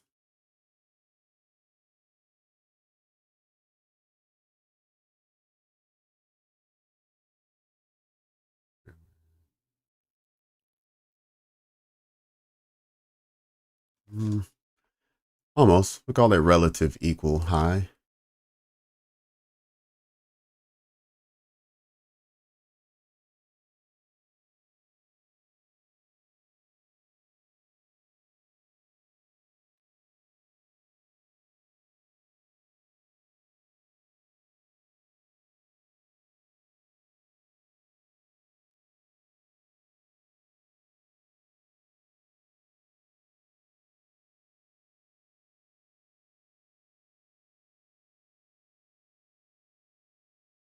Yep, nobody close. Not yet. We have a trade in, but then a rejection out.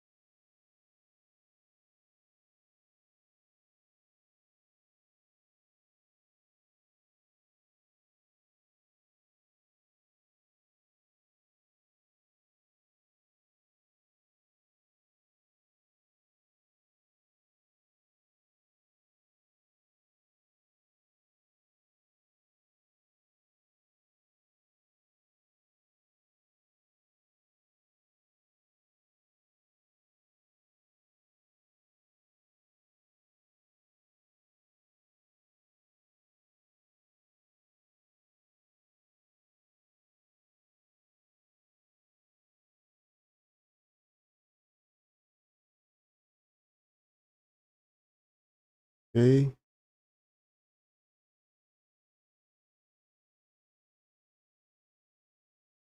So we got 30, 50, 70 and sell it back down. Okay. Is that what you're saying? Do it this way?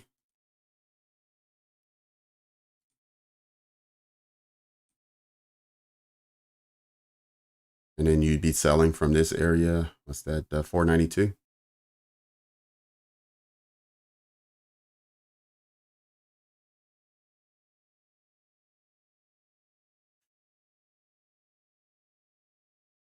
.92. Okay, first entry would have given you about 8 points. The second time would have given you about 10. Oops.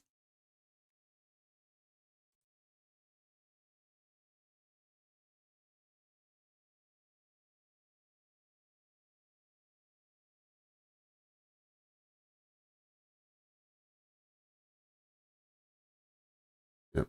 Okay, it's back at the 70%.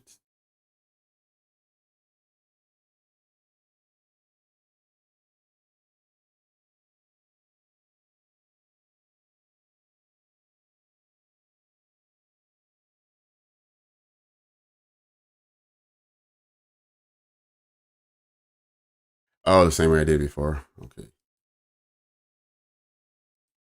Yeah, but the way I did it before, it has to sweep a high and then another low. So we had a low here, and it went back up, but it didn't sweep a high, and then it made another low. So without sweeping that high, I don't really set it up. But I see what you're saying. Either do it here, enter there, or have it structured here. Whoops.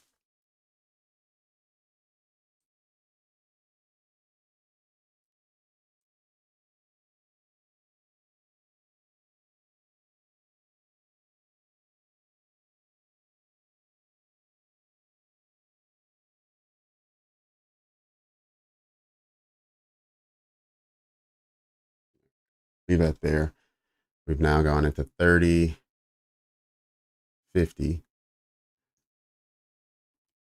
So you could sell out of this area and have this be your target. You know what? Why not?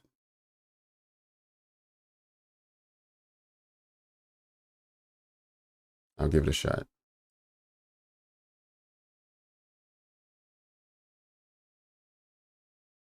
It's that 5.5 to 1 trade.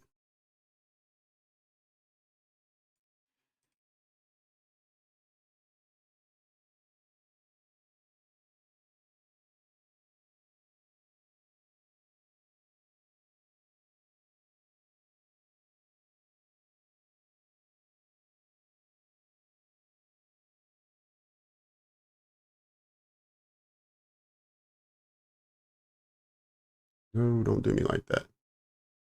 Don't you do me like that.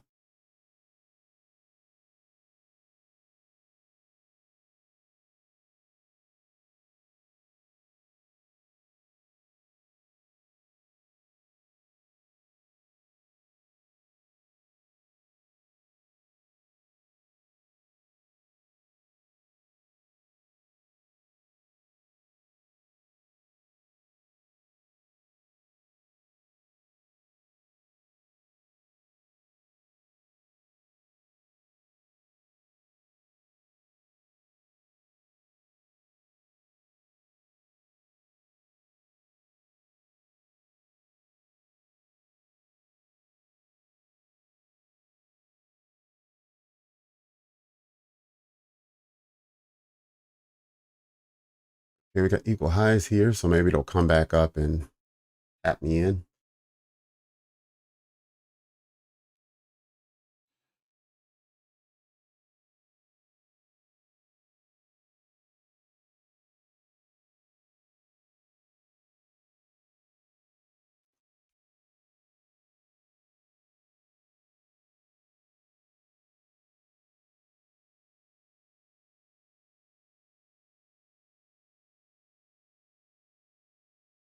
There it is. I could have just waited. It's all right. Look for a new low. See what happens.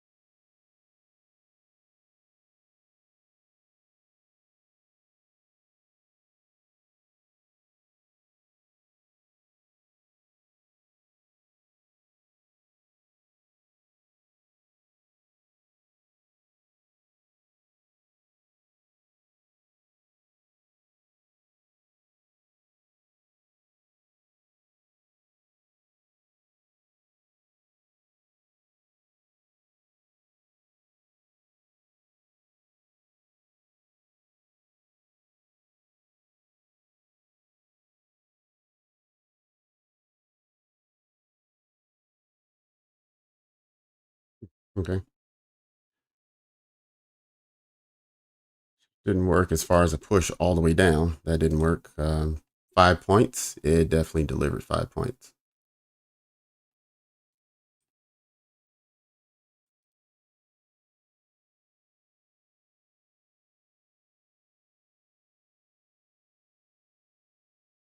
Yeah, I agree. Yeah, good. If you just look at the two that I got in, that was roughly a 5 point stop, roughly. But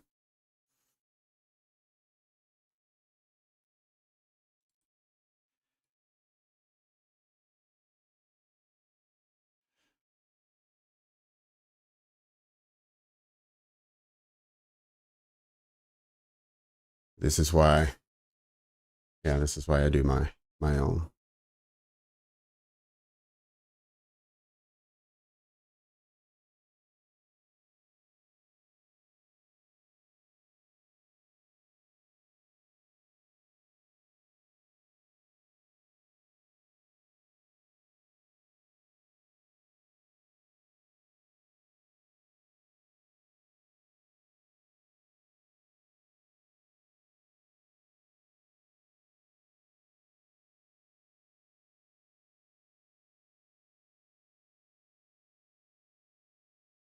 See where we are. All right, so we got this level broken. Still pushing, still pushing. All right, we're still in the middle of our macro for the next hour. Let's see, where will we be?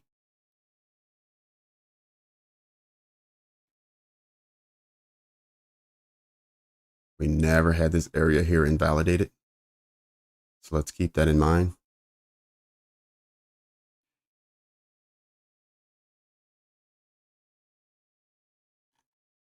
In fact, it was the entry from all of our levels.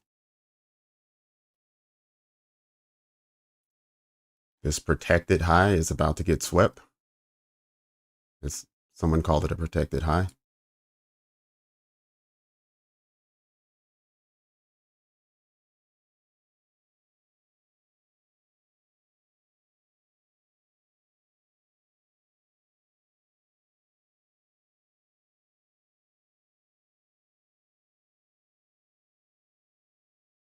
Right? Get rid of this.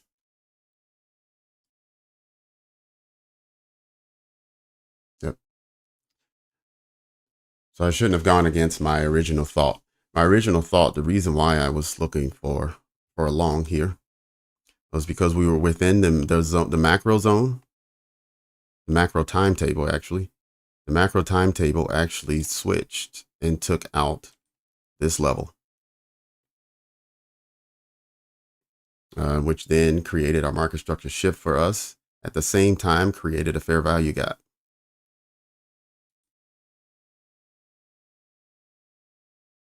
which then allowed you to have an entry.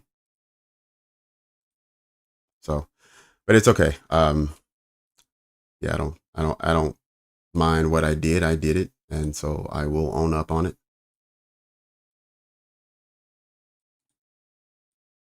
But that's why I was looking long, for that very reason, that whenever you're inside of a macro time period and you have a market structure break, look for a PD array that's going to give you an entry.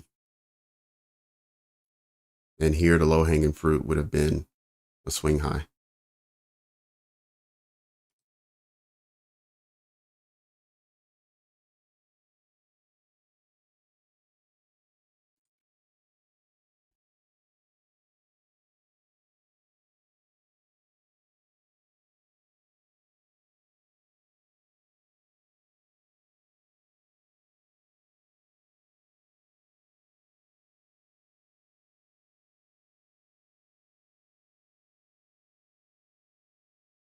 Okay, we had this level invalidated, so let's continue marking up our fair value gaps so we know where they are.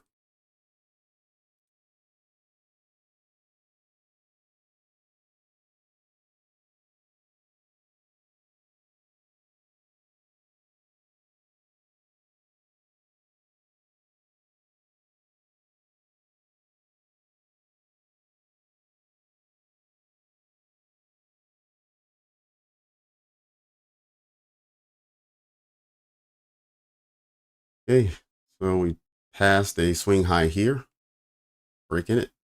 Generally, what happens when you get that retracement, sometimes what will happen is it'll pass right past that first order block that you want it to then continue off of, and it will continue breaking down until it finds a fair value gap, which we have one right here. So let's look at the reaction once we get here.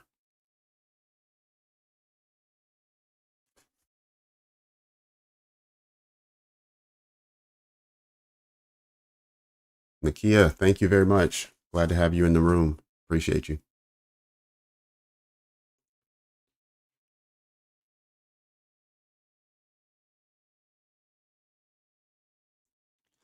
All right, we're in that fair value gap. Let's look and see if price will respect it, and we'll see bullish momentum out of it. So this failure here was almost expected.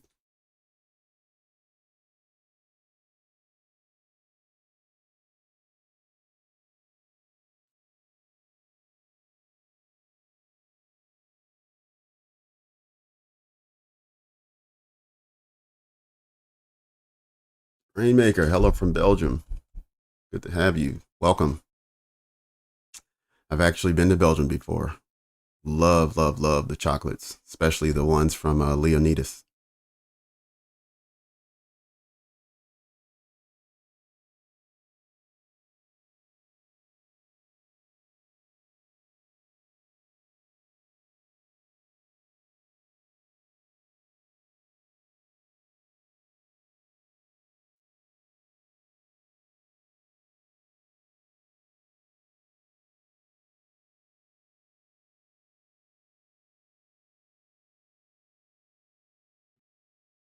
All right, let's measure and just see where we are.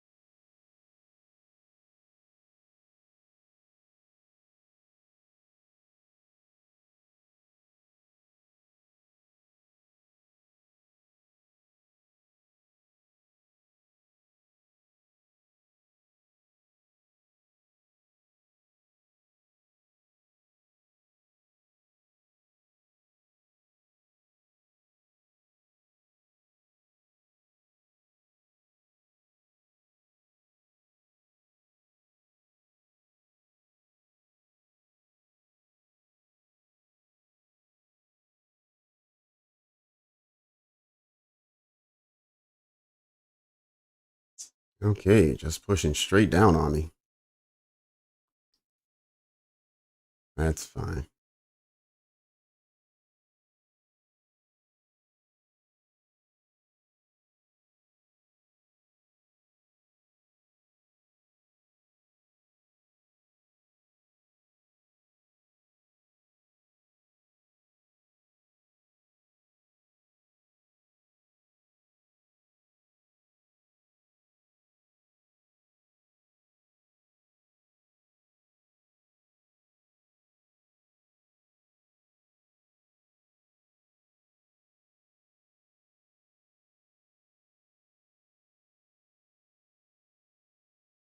All right, that ends that trade. And I think for now, that's all I'm going to do for this afternoon. I may do a scalp. Let's see if we can get a scalp going. Holy smokes. Okay.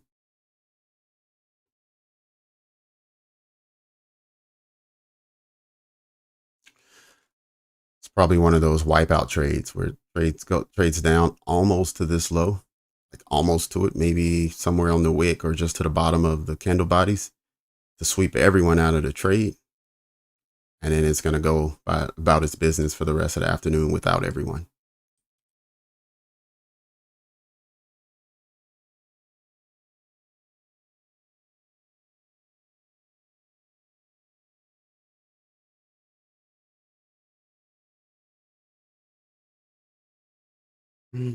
Larry, yes, I am going live daily. If you're subscribing to the channel, then you'll get an invitation. I go live in the mornings at 9:15. Rainmaker, I'm almost at 3 years. Next month will make 3 years.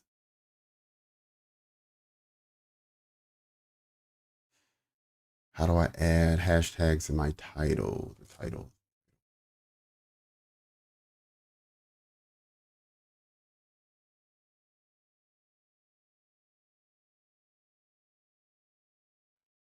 Are you asking about in the description? How do I add hashtags in the description? If you're asking about the description, it's when you go to create a new live stream. It asks you a series of questions and you have to fill in some blanks where you get to fill in the description at that time. And you can add the hashtags in at that point.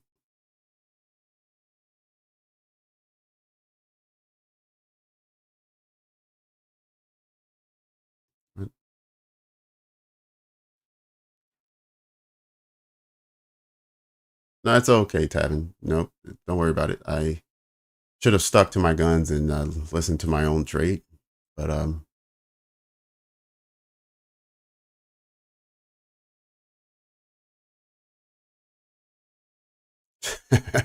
Elmer, all right. See you tomorrow. Rex Energy, 16,000 my goal. Okay, got it. 16,000. That's quite far.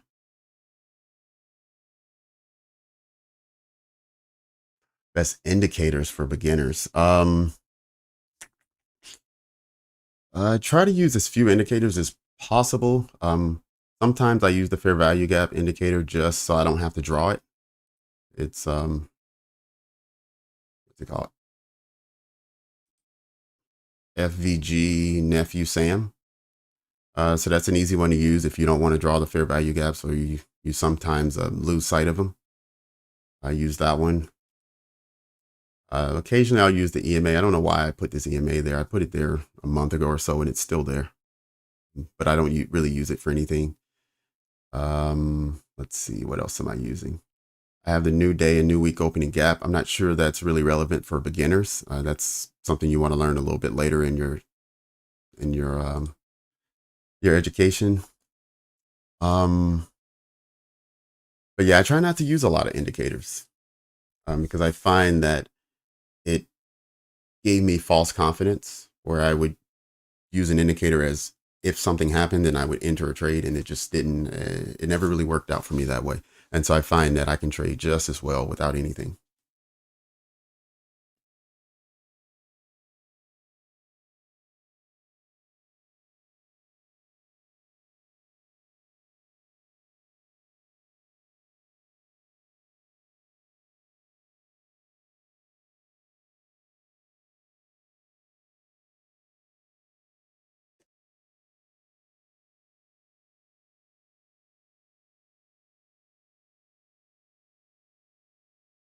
Oops.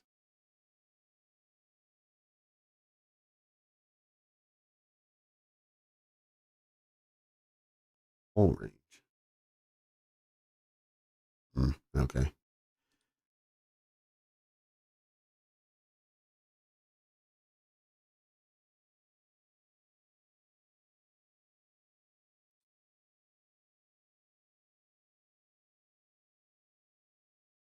Oh yeah, for sure. Price definitely dropped to snatch out some liquidity. Because it was just a nice little run it made to get above this high over here. It was a nice run, and now we got to return back down somewhere to the origins.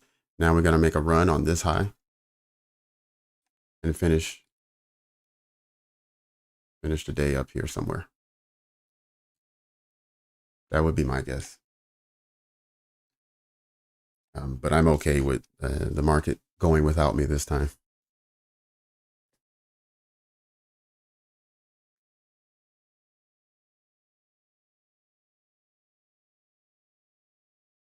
No, I think on Topstep you get charged once you pass your evaluation, you get charged once.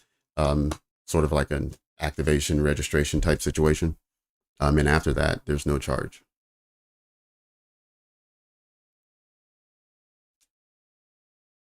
Um, Now, if you still have your evaluation open, then yes, there is a monthly fee that you pay until you pass your evaluation. So you don't want to take too long.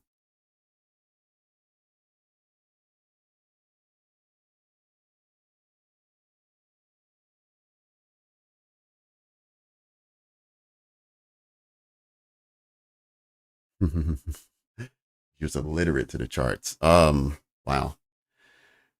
All right. Yeah. If you're illiterate to the charts and you really don't know what's going on, I would say you definitely want to use an EMA, which is, what is it? Exponential moving average, I believe it stands for. You want to use the 9 and the 18 or the 10 and the 20. They're roughly the same. And so then when you start seeing them cross, I can't remember if the lower one, the 10 is above the 20, I believe that's when you're going long. And when the 10 is below the 20, you're going short. I think that's the way it works. But yeah, so you want to use the EMA probably. Um, Maybe the RSI. I haven't used it in so long, but a lot of people like the RSI. Um, and another one you want to look into that seems to be really popular these days, but I'm not as familiar with it as some others, is called a VWAP. That seems to be extremely popular, and a lot of people use it to trade off of. So you can look into this. I can't vouch for it because I don't use it, but I'm almost positive there's somebody in this room right now who uses it. Oh, thanks, Rainmaker. Yeah, continue to chime in. Make sure that you log in every morning when we do the morning session, or if you're busy and you can't, I know you're in Europe. So maybe the afternoon sessions work better for you. But either way, whenever you can, just make sure you join in, and I'll continue talking us through the market as I see the candles and where I think things should be for what we're looking for. And hopefully that helps.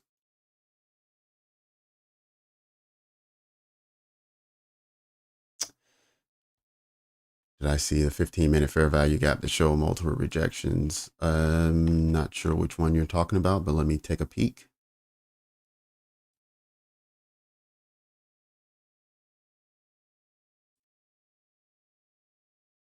Because I'm on the 15-minute now, and I do not see a fair value gap recently that we could speak about. So which one are you talking about on the 15-minute?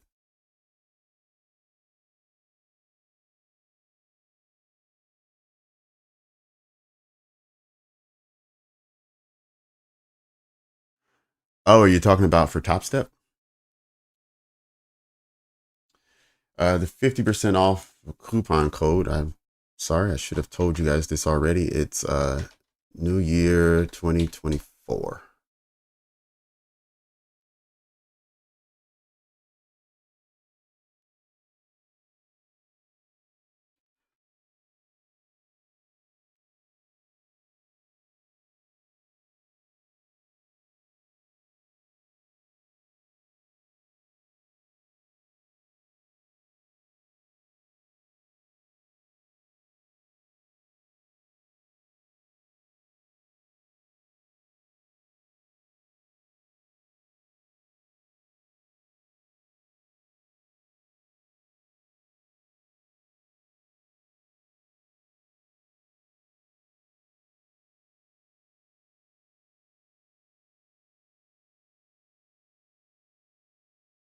Yep, that's it. New Year 2024.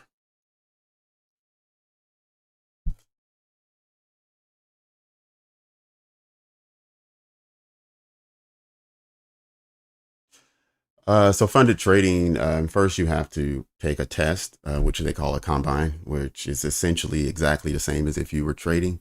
You just have to prove to them that you can. Once you have passed that test and not violated the rules, then you register your account and you get to trade with essentially their funds. Um, Topstep does it a little differently. So in the beginning, it's still technically a demo account, but they allow you to get paid based on how much you win. After you have won, I think it's 20,000. Once you have withdrawn $20,000, then they believe in you as a trader and they turn you over to live funds, and you're actually trading with their account, their money, and you guys split the profits, and that's it. Right? Whatever you're able to earn in your account, you split based on the profit share that they agree with you, and then from there, I think you're able to withdraw 50% at any one time. Once you get over $200 or something like that.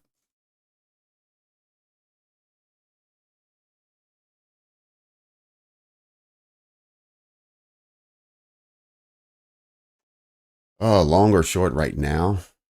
Oof.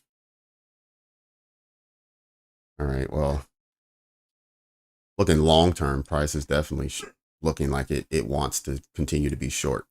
Um, the only thing that made me want to look long is when we took out this high.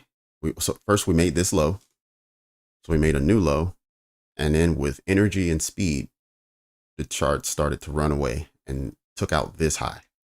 So then that made me start looking at a buying opportunity. And so then from there, I wanted to see where were the gaps that price needed to return into just to fill in the gap, not necessarily go lower, but just to fill in the gap so price is balanced. And from those gaps is where you expect price to come, touch, and then continue in its direction. And for the most part, it was doing that. I tried to catch it as it came down a second time. And then of course we saw it just crash through and it didn't bounce or didn't do anything like that. Um, so the optimal entry would have been here. And ideally we would have liked to seen this high stretch up to this level, which is above, because whenever you're looking at price moving somewhere, you have to ask yourself, why would it move there? And in the case of price action, what we like to see is equal highs or equal lows. And that's what price likes to return back to. So in this case, we have 6 or 7 candles with roughly the same high. So you would expect price to want to revisit this area.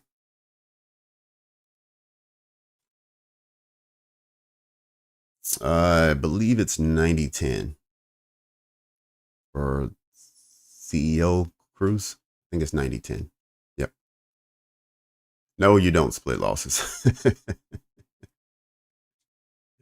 You do not split the losses. But they give you a certain parameter, and once you get to a certain threshold, then you're done. Your combine's over. Your account is then where you have violated the rules, and you're no longer funded. You have to go through the whole process of the combine once again.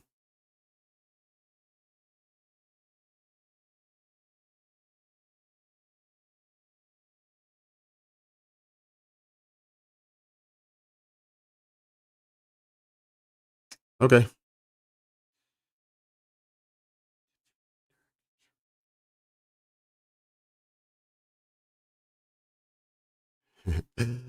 Today's been a mixed bag. It's been about half and half. I just took 2 losses, one ill-advised and the other proper, just a losing trade. Um, yeah, but I did have a winning scalp earlier. We also had a winning trade in the morning session. So it's probably about break even for me for today. But it was looking a lot better up until about an hour ago.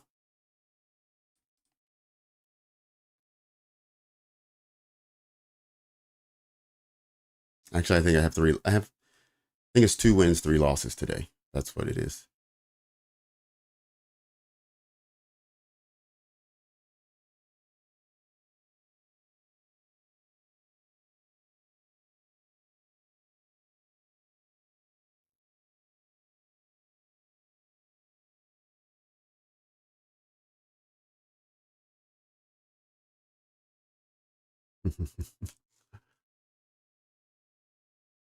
Oh, thank you, Dr. J.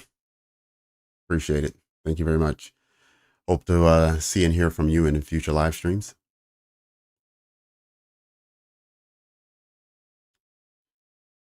And I know I said it earlier, but I really, really do appreciate everyone's support. This session just this afternoon. I mean, at one time, our max we had 117 people in the room, which is far more than we've had in any other session. Most sessions cap out in the 80s, or they have been in the past few days. So 117 was amazing. So it was great to see that. And even the likes. Appreciate all the likes to the video. I'm sure that's what's helping YouTube push it out to other traders. And so we're getting more people to pass through and see what type of room we have. And once they do, they realize that it's a good and enjoyable environment. And so we're starting to get more members. And so I'm super encouraged and excited about that, and also what we're going to have in the future. But Dr. J, hope to see you soon. All right, CEO Cruz. Talk to you in the morning, 9:15.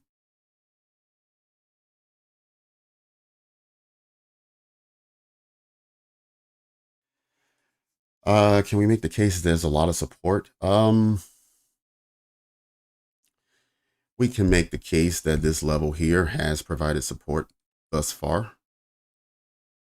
Right? So we had it hit this level once. We came down, rejected up, candle body, and then took off. We then broke down pretty drastically, 4 or 5 candles. So that was pretty quick. We got almost to that same level. And now we see that we're pushing back upwards. So there is an argument for support there. But generally, if we're arguing that there's support, we have to argue why. Let's see. Let me see if I can find a reason why there's support. Oh, there we go. Found it.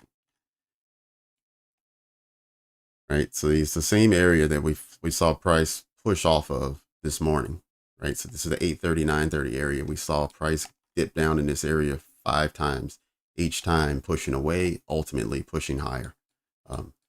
So yes, now we're getting back to that area and we're finding resistance to push lower. So there is a resistance for lower price. Absolutely. A lot of times what you find in trading, if you want to know what's happening next, sometimes a good indication is what happened before.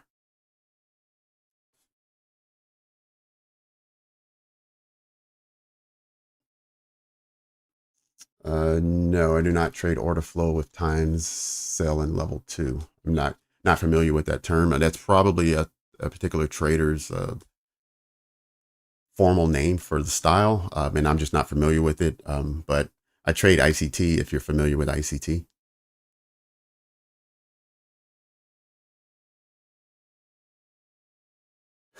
Oh, okay. Ties me to ICT. Sweet.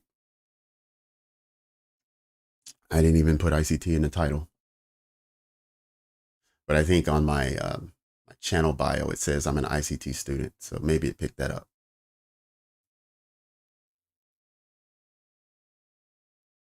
Yeah, let's get rid of some of these lines so it's a little cleaner. Delete, delete. Get rid of this guy too.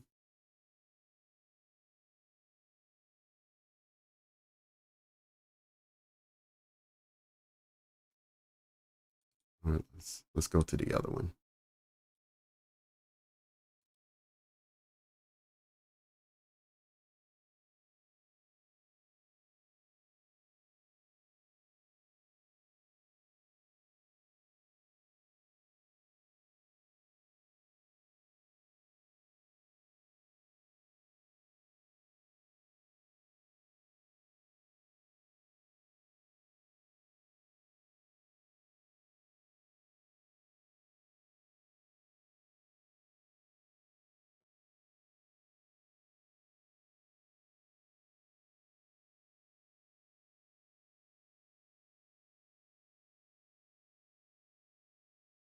Yeah, if you consider a certain area support, then yes, that's where you would want to take a long from. I just wouldn't blindly long from that area. I would want to see price push a bit and show me that it's willing to do that. Um, but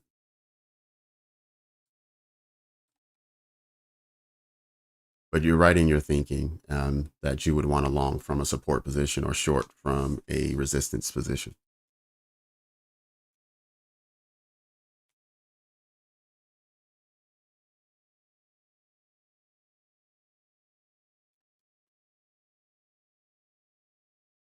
Right. So for instance, if you were seeing price drop down from a higher level, you would want to see price come here to support. You want to see it come up a bit, drop down a bit, eclipse the first high, take out the first one, and then drop back somewhere in the zone. And somewhere on this leg, you want there to be a fair value gap you can trade into and then out.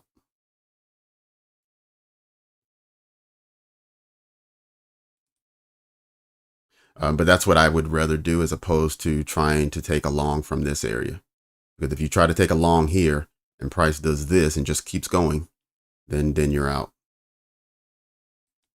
So you want to see it come up, come back down, show that it's not going to breach this low, and then have it breach that high, trade back in, give you it's a more conservative entry. It takes a little longer to set up. You're going to get less than if you had entered down here. So your profit is going to be lower, but your probability should be higher.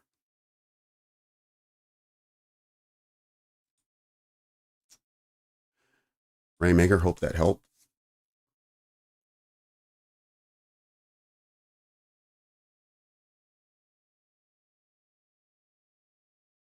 Oh, HDNS. All right, you're learning ICT. Awesome. Glad you're learning it. Take what you learn, make sure you're back testing, and then bring it to our channel, and you can follow along. Laughter, you're back for the Power 10. All right, well, we got about 10 more minutes, and then we'll be there.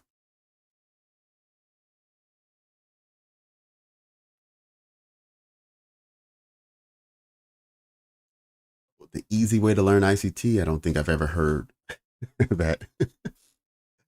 um, there are some, there are definitely some YouTubers out there that have made ICT style videos that are shorter, a bit more concise, straight to the point. Let me give you, here's some that I recommend.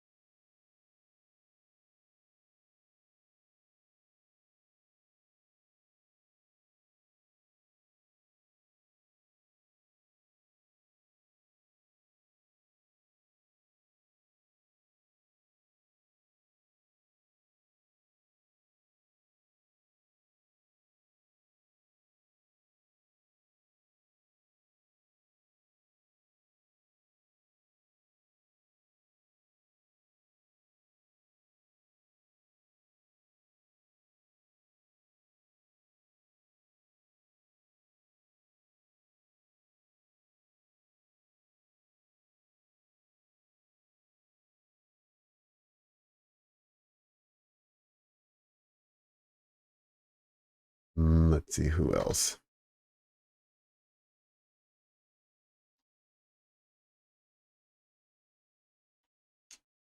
Here's a few that I've watched and I've followed, so you can follow them as well. Look at their videos. Some of them will teach the ICT 2022 mentorship model.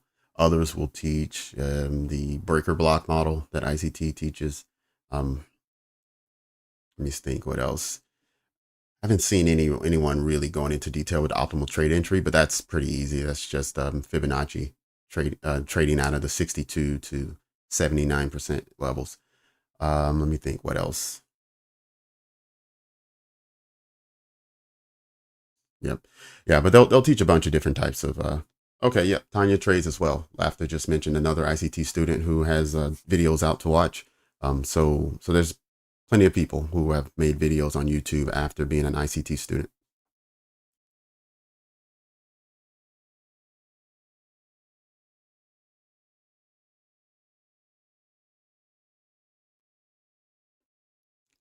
All right, 20 minutes left. 20 minutes left. Let's see what happens. We essentially have this low, which created this high, and now we're in the middle.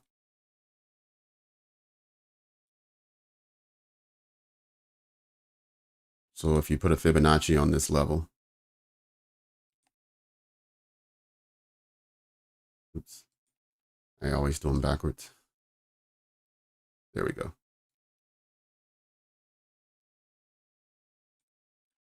Right. So when you put a Fibonacci, and this is for all the new people.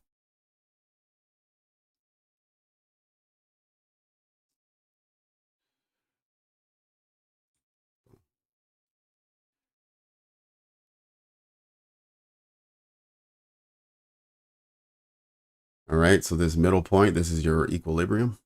If you're looking for a long, you want your setup to form down here somewhere.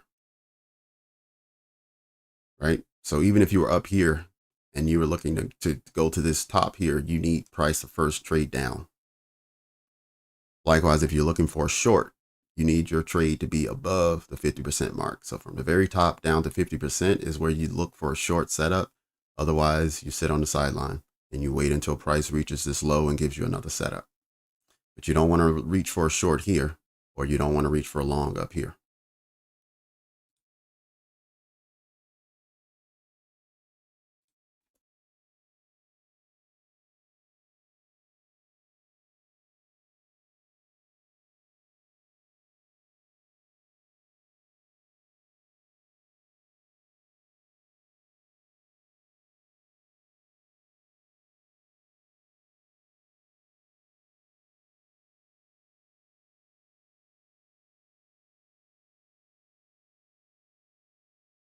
Now we can see that when the trade that I was in, that didn't work out for me. We saw the retracement all the way down to the 88%, which would have been the lowest level where you would have wanted to enter, and it's the one that comes with the least amount of risk, because you could put your stop loss right here.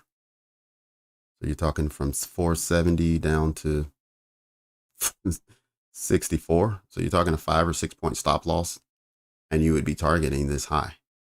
However, the likelihood that you get an 88% retracement is pretty low. Most of the time, it never gets this far down. And if it does, it just continues. So yes, it's a low risk, but it's also, it's a low frequency. Low risk, high probability, low frequency. So you're only going to get a handful of those.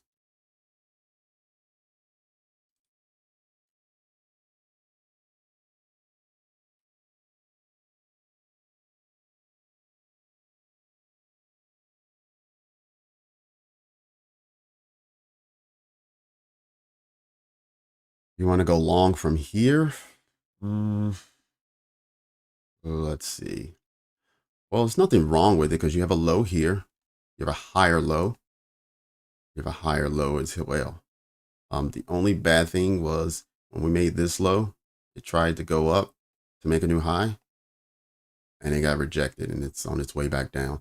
So if it got rejected going higher, it may run into the same issue and need to go lower before coming back higher.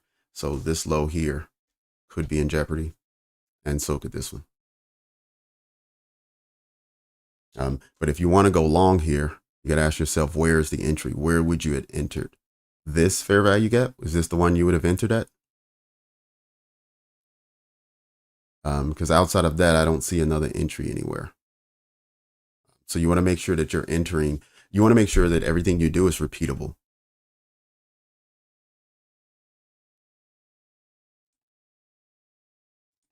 Let me go down to another time frame. So 30-second, there's nothing.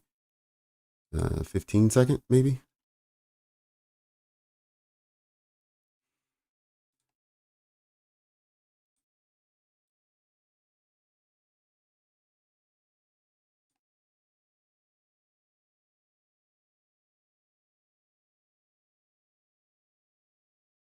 Okay, all right. So this is where you would have wanted to take it. I didn't see that before because it was tucked away over here. But that would have been your entry if you wanted to use an entry model here and take a long.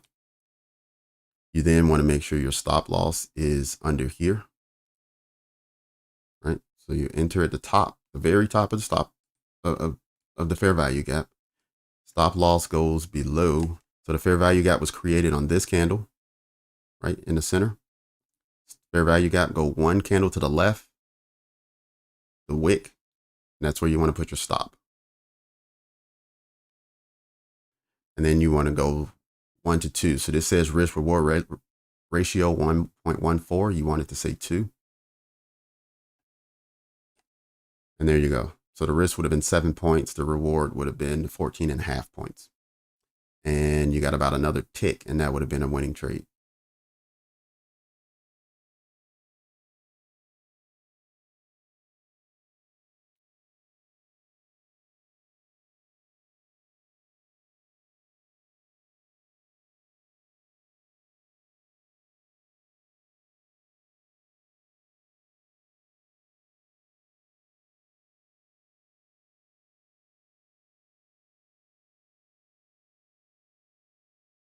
All right, Rainmaker, not quite. It still needs another 1 or 2 ticks to finish that, but it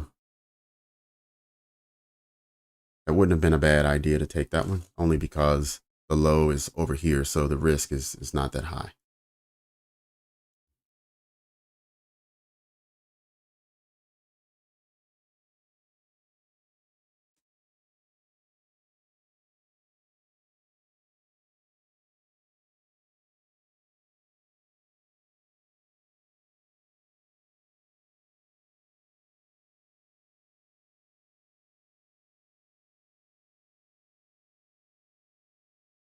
Yep. Yeah. So you can't go off a feeling. You can't say, I just feel like price is going to go up right now. It just looks that way. You have to be able to point out exactly why you feel that way, so then you can repeat it next time. So for me, I needed to find that fair value gap. Until I found that, I couldn't see an entry. Even if price did look bullish, I couldn't see the entry.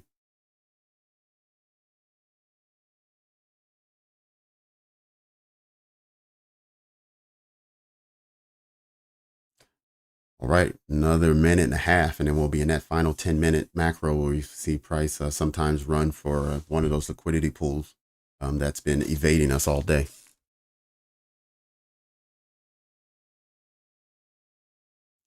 All right, price is back down to entry. Can't believe it didn't. It went almost there, just didn't do it.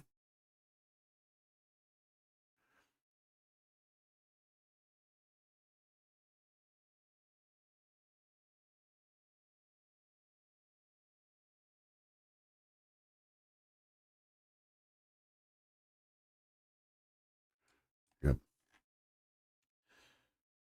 Yeah, the reason why I say you want to go off of, you want to be able to have something repeatable is because you need to be able to explain the losses, right? Even the best strategy, and I mean the absolute best strategy, is probably not going to be better than 75% win rate, right? So if you do everything right, you still lose 1 out of every 4. So then when you start going off a feel, it throws off your percentages, so you really don't understand how your performance is.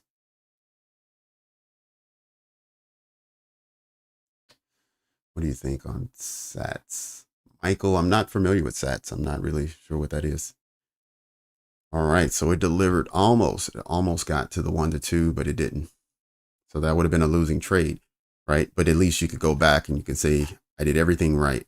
I found a fair value gap that worked in my time frame. Now this is the 1 minute, and the fair value gap I think was on the 32nd. Yep, there it is.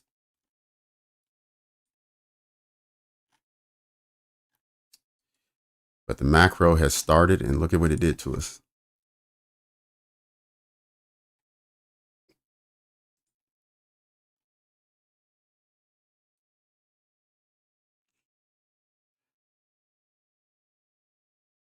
All right, Laughter, what'd you get?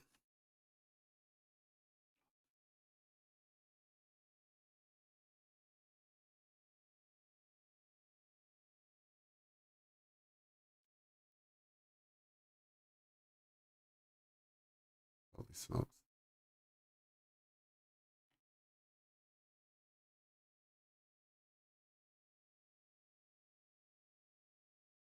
All right, took that level as well at 450. Why did I have this marked up?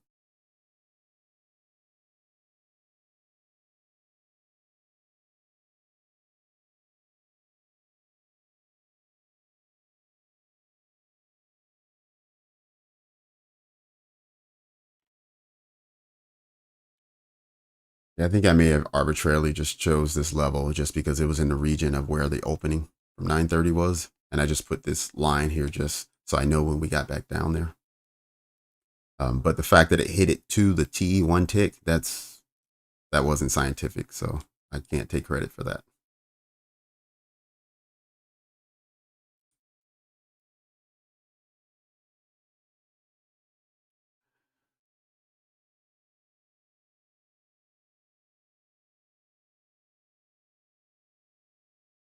Well, now, yeah, we've broken that support. So now you want to look back and see where was price at last. And we see last time price was in this area. It did push upwards, but what we're going to likely get, since it's the end of the day, there's not a lot of volume and not a lot to do, is we'll likely get some level of consolidation.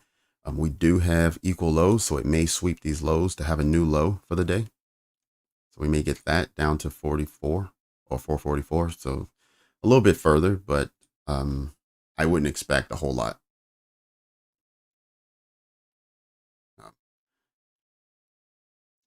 And so we had a complete retracement of the New York level. Um,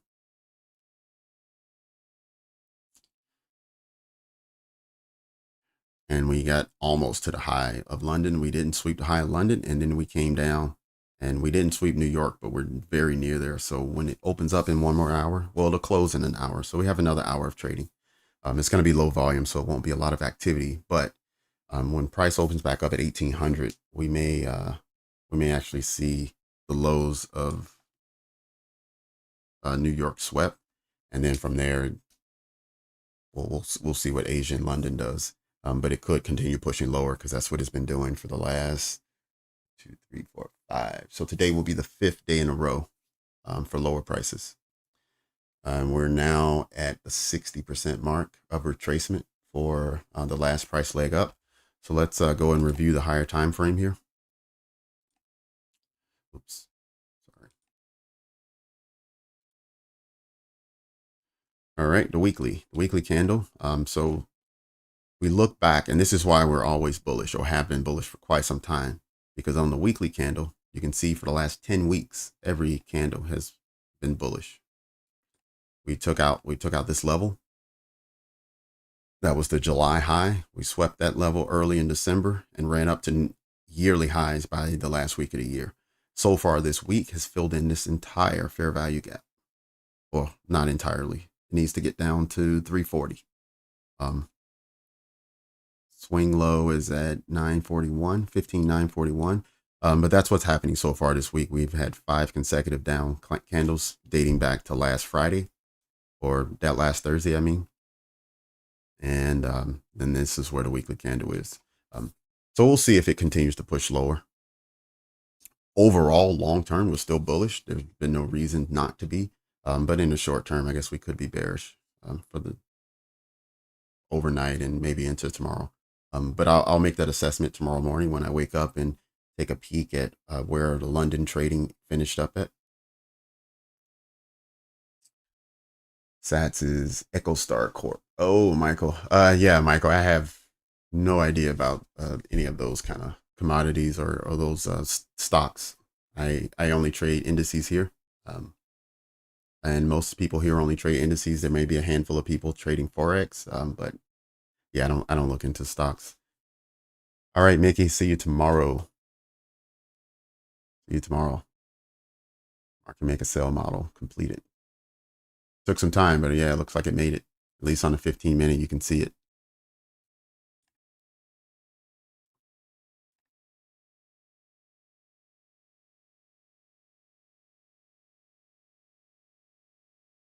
Right, and these were those lows from this morning.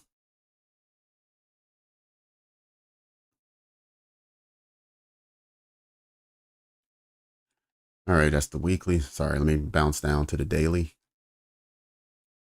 So this is the retracement I was talking about. Put a Fibonacci on the move from December 7th all the way up. So each of these candles represent one day. And now we see the 5 consecutive bearish candles down to the 62% level of a retracement.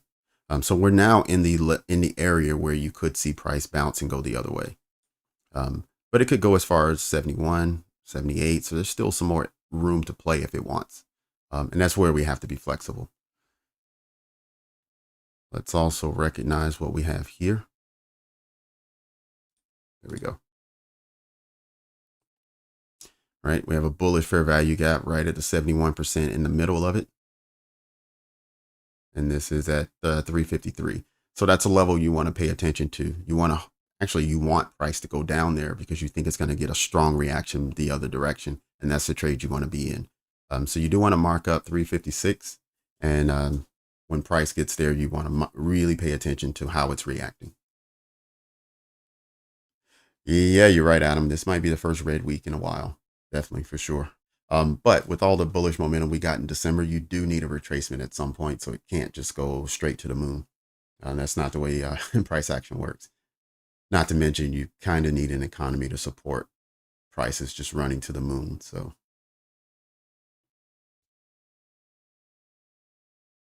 how do I identify? Oh, okay. Got it. All right. So the fair value gap is, so when you're looking at a candle, like let's take this one. See this, the wick on the candle, this wick, skip this candle, go to the next one. And then the down wick. These wicks need to cross each other. There can't be any space. When there's a space, then you have a gap. Like, let me make it larger so it's easier for you to see. This fair value gap, you see how this wick ends here and this down wick ends here. So they didn't cross. So this space is the fair value gap. Now on this side, when it trades down past the bottom of the fair value gap and close, then this fair value gap, you'll delete it because now it's invalidated. But if it trades through, but then before the candle closes, it trades back up and closes inside, the fair value gap is still valid and you still leave it on your screen. Like for instance, these. It traded into it, but it traded out. And so we leave it. Let me find another one. It's a little harder on the 1 minute. I mean, on the daily.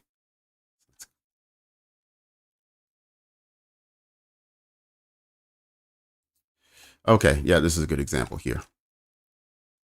Right, you see how we have a fair value gap right here, this little small area? But this wick trades all the way through it. Matter of fact, it trades through 2 of them. But before the candle closes, it traded back down and closed below. So the fair value gap remains, it's still valid. I do consider them. I do. Inverted fair value gaps. I'm not as good as others with it. Sometimes I'll just get rid of them instead of making them inverts. What I like more than inverts is for it to create another fair value gap, the opposite one, in the same position or somewhere close. And in that case, you don't really need the inverted fair value gap. Sorry. Small volume gap between the 11th and 12th. Assuming that's December.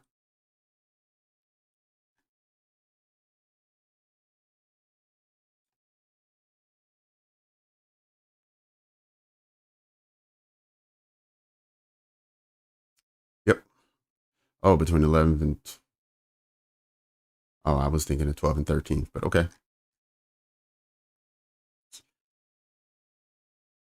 Yep. So you're saying volume imbalance. Volume imbalance is similar to a fair value gap, but it's when consecutive candles, the bodies don't overlap. There's a space between here.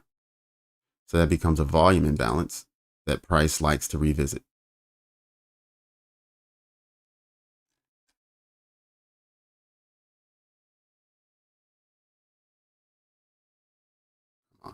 There we go.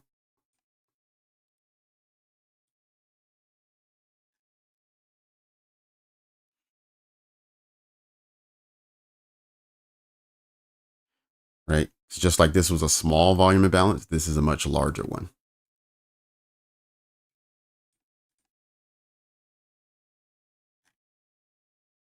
In fact, 50% of this volume imbalance coincides also with the bottom of this fair value gap.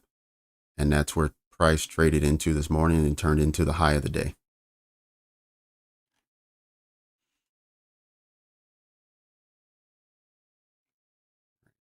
So, all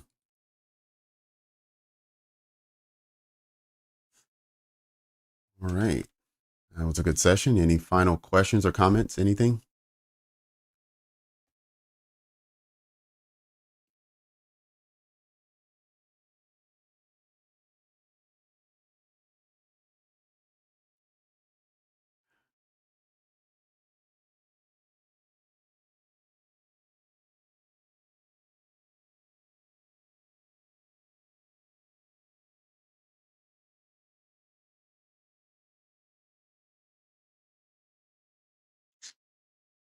All right. Unless there are any further questions or comments, if you could hit the like on your way out, I would really, really appreciate that. And I've already told you, YouTube uses that to promote us to other traders. So the more likes we get, the more these recommendations are going to show up on other traders' pages. The more traders are going to show up to our sessions, and the better our sessions are going to be. So if you could hit the like button, that would help me out tremendously. And for you, if you like the sessions and you want to join again, please make sure that you subscribe so you get those invitations. You get the reminders as well. And that's all I got. We had a good session today. I'm super happy and excited. I know all my trades didn't work out the way I wanted them to, but that's fine. That's fine. I hope you had a rewarding session. Hopefully you were able to get a winning trade or two. And yeah, thanks everyone. 97 likes. Let's see if we can get 3 more. Make this the first video ever with 100 likes. All right, Rainmaker, take care. See you next time. Trade gold. No, I haven't traded gold before. Haven't even really looked at it. I could take a quick peek at it if you want me to, but I haven't traded gold before.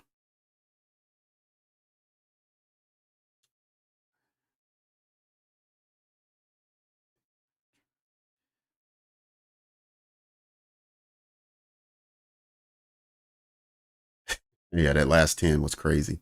Um, and I never really paid attention to it before I was doing live streams. So now I stay all the way to the end of the session, normally around 3:30. If I'm having a good day, I quit. And if I'm having a bad day, I quit. It was just 3:30 was kind of my cutoff, if things didn't look favorable.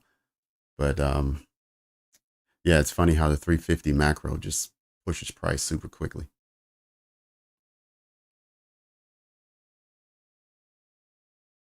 Trade anything by a chart. See you tomorrow. All right. See you tomorrow, Cupertino.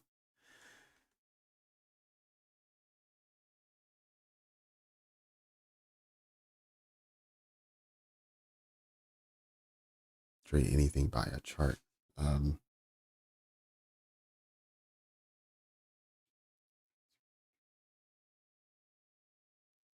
hmm.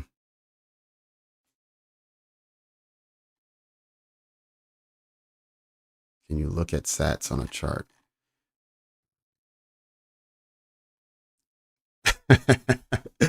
Yeah, I'll stay away.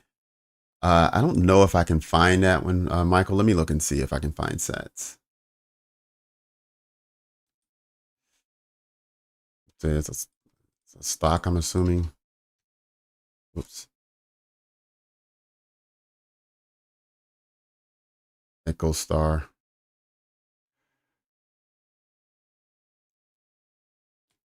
All right, Michael, I will quickly take a peek at this. Did you have any specific question that you want? Let me see. What do I see? What do I see? All right, on the daily. So this is today's candle. We saw for the most part, it was a bearish day, extremely bearish day. But somewhere in this, excuse me, this fair value gap / volume imbalance right here was a big rejection from price. So you got a closing up at 1350. Let's slide down. Yep. So you have all of this bullish momentum here. This is going to hold price for a while. Unless price is really bearish and it just has a target that it can't wait to get to, this is going to hold. This is going to act as support. It's going to be hard to break through all of that. But you do also have these fair value gaps, which may make it difficult to continue pushing higher. So we'll see where price wants to go from here. This is the 4 hour. Let's get down to the 1 hour. Right. See, this is that volume imbalance. You have this big gap here from the new week opening gap. This is back. What's this? 12/11 to 12/15. Yep. So this is December 11th, the week of. It opened with a huge gap, and we now see price finally trading back down to it. Typically, these gaps that are created right here, those are traded back into that same week. And in this case, let me make it larger. It looks like it only traded back a little bit during that week. Right? See, the low was here. It started at 1316, and the lowest it traded into was 1305. And from there, everything was bullish.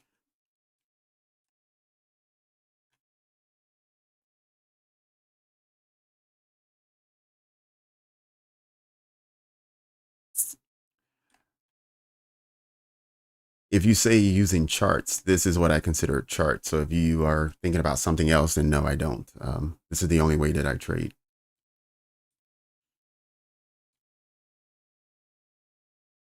Okay, yep. So rejection here. Nice push through this bearish fair value gap, close above. So that's fine. Tomorrow, I'd say it's probably going to test this area to see if it can continue moving upwards. And if it can't, then you're going to see price crash some more. But you're probably going to get a test up in this area sometime tomorrow or late tonight.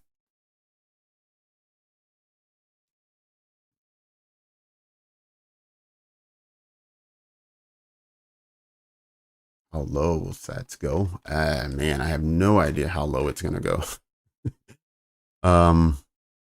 This was definitely an area it wanted to trade into because there was an absence of trading. So there was nothing, no volume there. It closed down here, and when it opened back up, it was up here.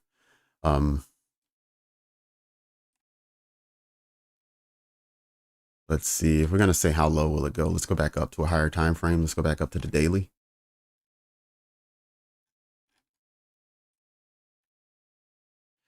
All right. So,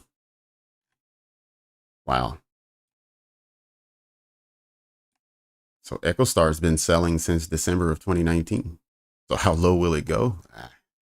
your guess is as good as mine, but I can't see it like moving, like charging higher. It looks like it's just been, it was valued and something happened and it's never regained that momentum. It's never shown that kind of value to the shareholders.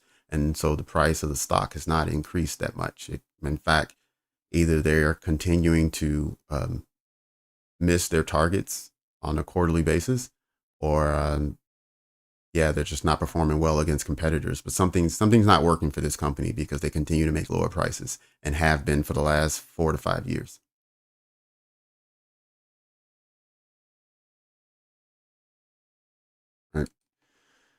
All right, let me do a quick gold and then I will close the session and this will be it for today.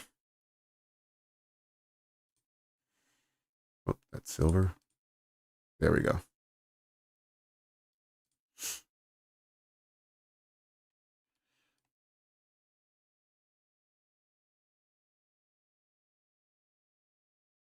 Okay. All right, nothing really to talk about the weekly. I mean, clearly made a high back in December, crashed during that same week of making that high back down to the fair value gap. Started buying, trying to eclipse that high, got into the wick.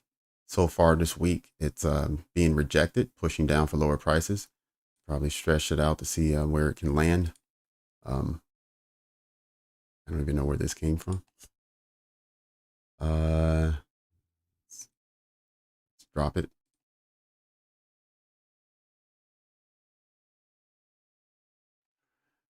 Okay, let's take a look at the daily. The daily might give us more. All right. On the daily, yeah, you're gonna want to pay attention when it gets here. 2024. That's the area that you want to watch and see how its price reacting once it reaches there. Do you see it break into a little bit? Do you see impulsive action upwards, or do you see it just slow grind on its way down, or do you see an impulse down? Either way, you're gonna want to pay attention to how this fair value gap holds up, especially on as you're looking higher time frame. This is the daily, so you're looking long term. This is not necessarily a what is it going to do today, but like which direction are we headed? We get down to a lower time frame. Let's look at the hourly.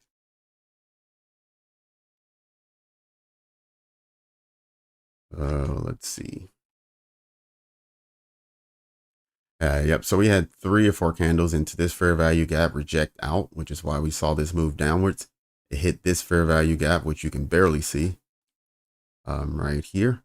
Pushed out today. This was around 10 o'clock. So this was the opening bell. Opening bell pushed down, hit this fair value gap level that was created yesterday afternoon, pushed upwards. But it's not pushing towards these highs, and we see now it's rescinding. So we're going to end up with one of these situations, right? And that's where you're going to want to wait and see what price wants to do and whether it wants to get out of it. And when it does, which side goes first? Does it break up? Does it break down?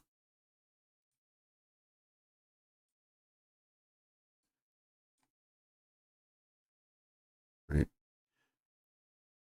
But if I just take another look outwards from gold,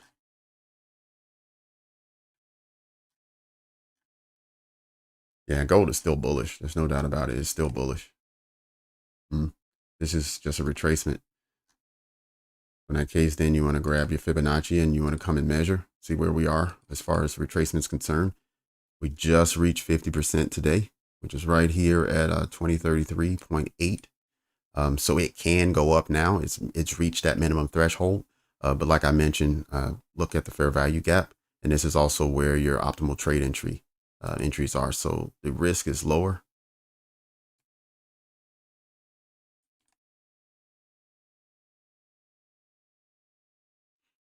That's the zone that you would ideally like to see if you're looking for longs, but you don't just long because it hit that level. But this is the level that you want it to hit, and you want to pay attention really closely to see how the candles move after that.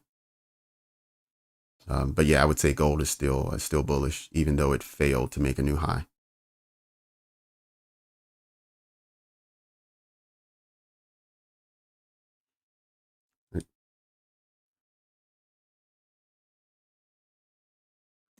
Yeah. So, yep. Ask me at the beginning of tomorrow. We can look at it. If you say SPY, I'm assuming you're talking about ES. You're talking about S&P 500. If you're talking about SPY as a stock, then I'd rather not be looking at more stocks. Doing this little quick one here. It's after the session, so I don't mind doing it after the session. But during the session, I want to stick to the indices and make sure that we stay on task.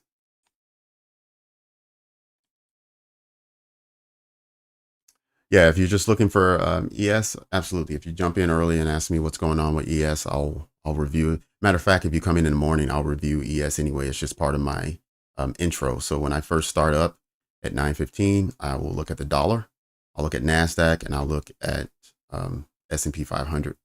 Sometimes I'll look at the Dow, but I definitely look at those other three every morning.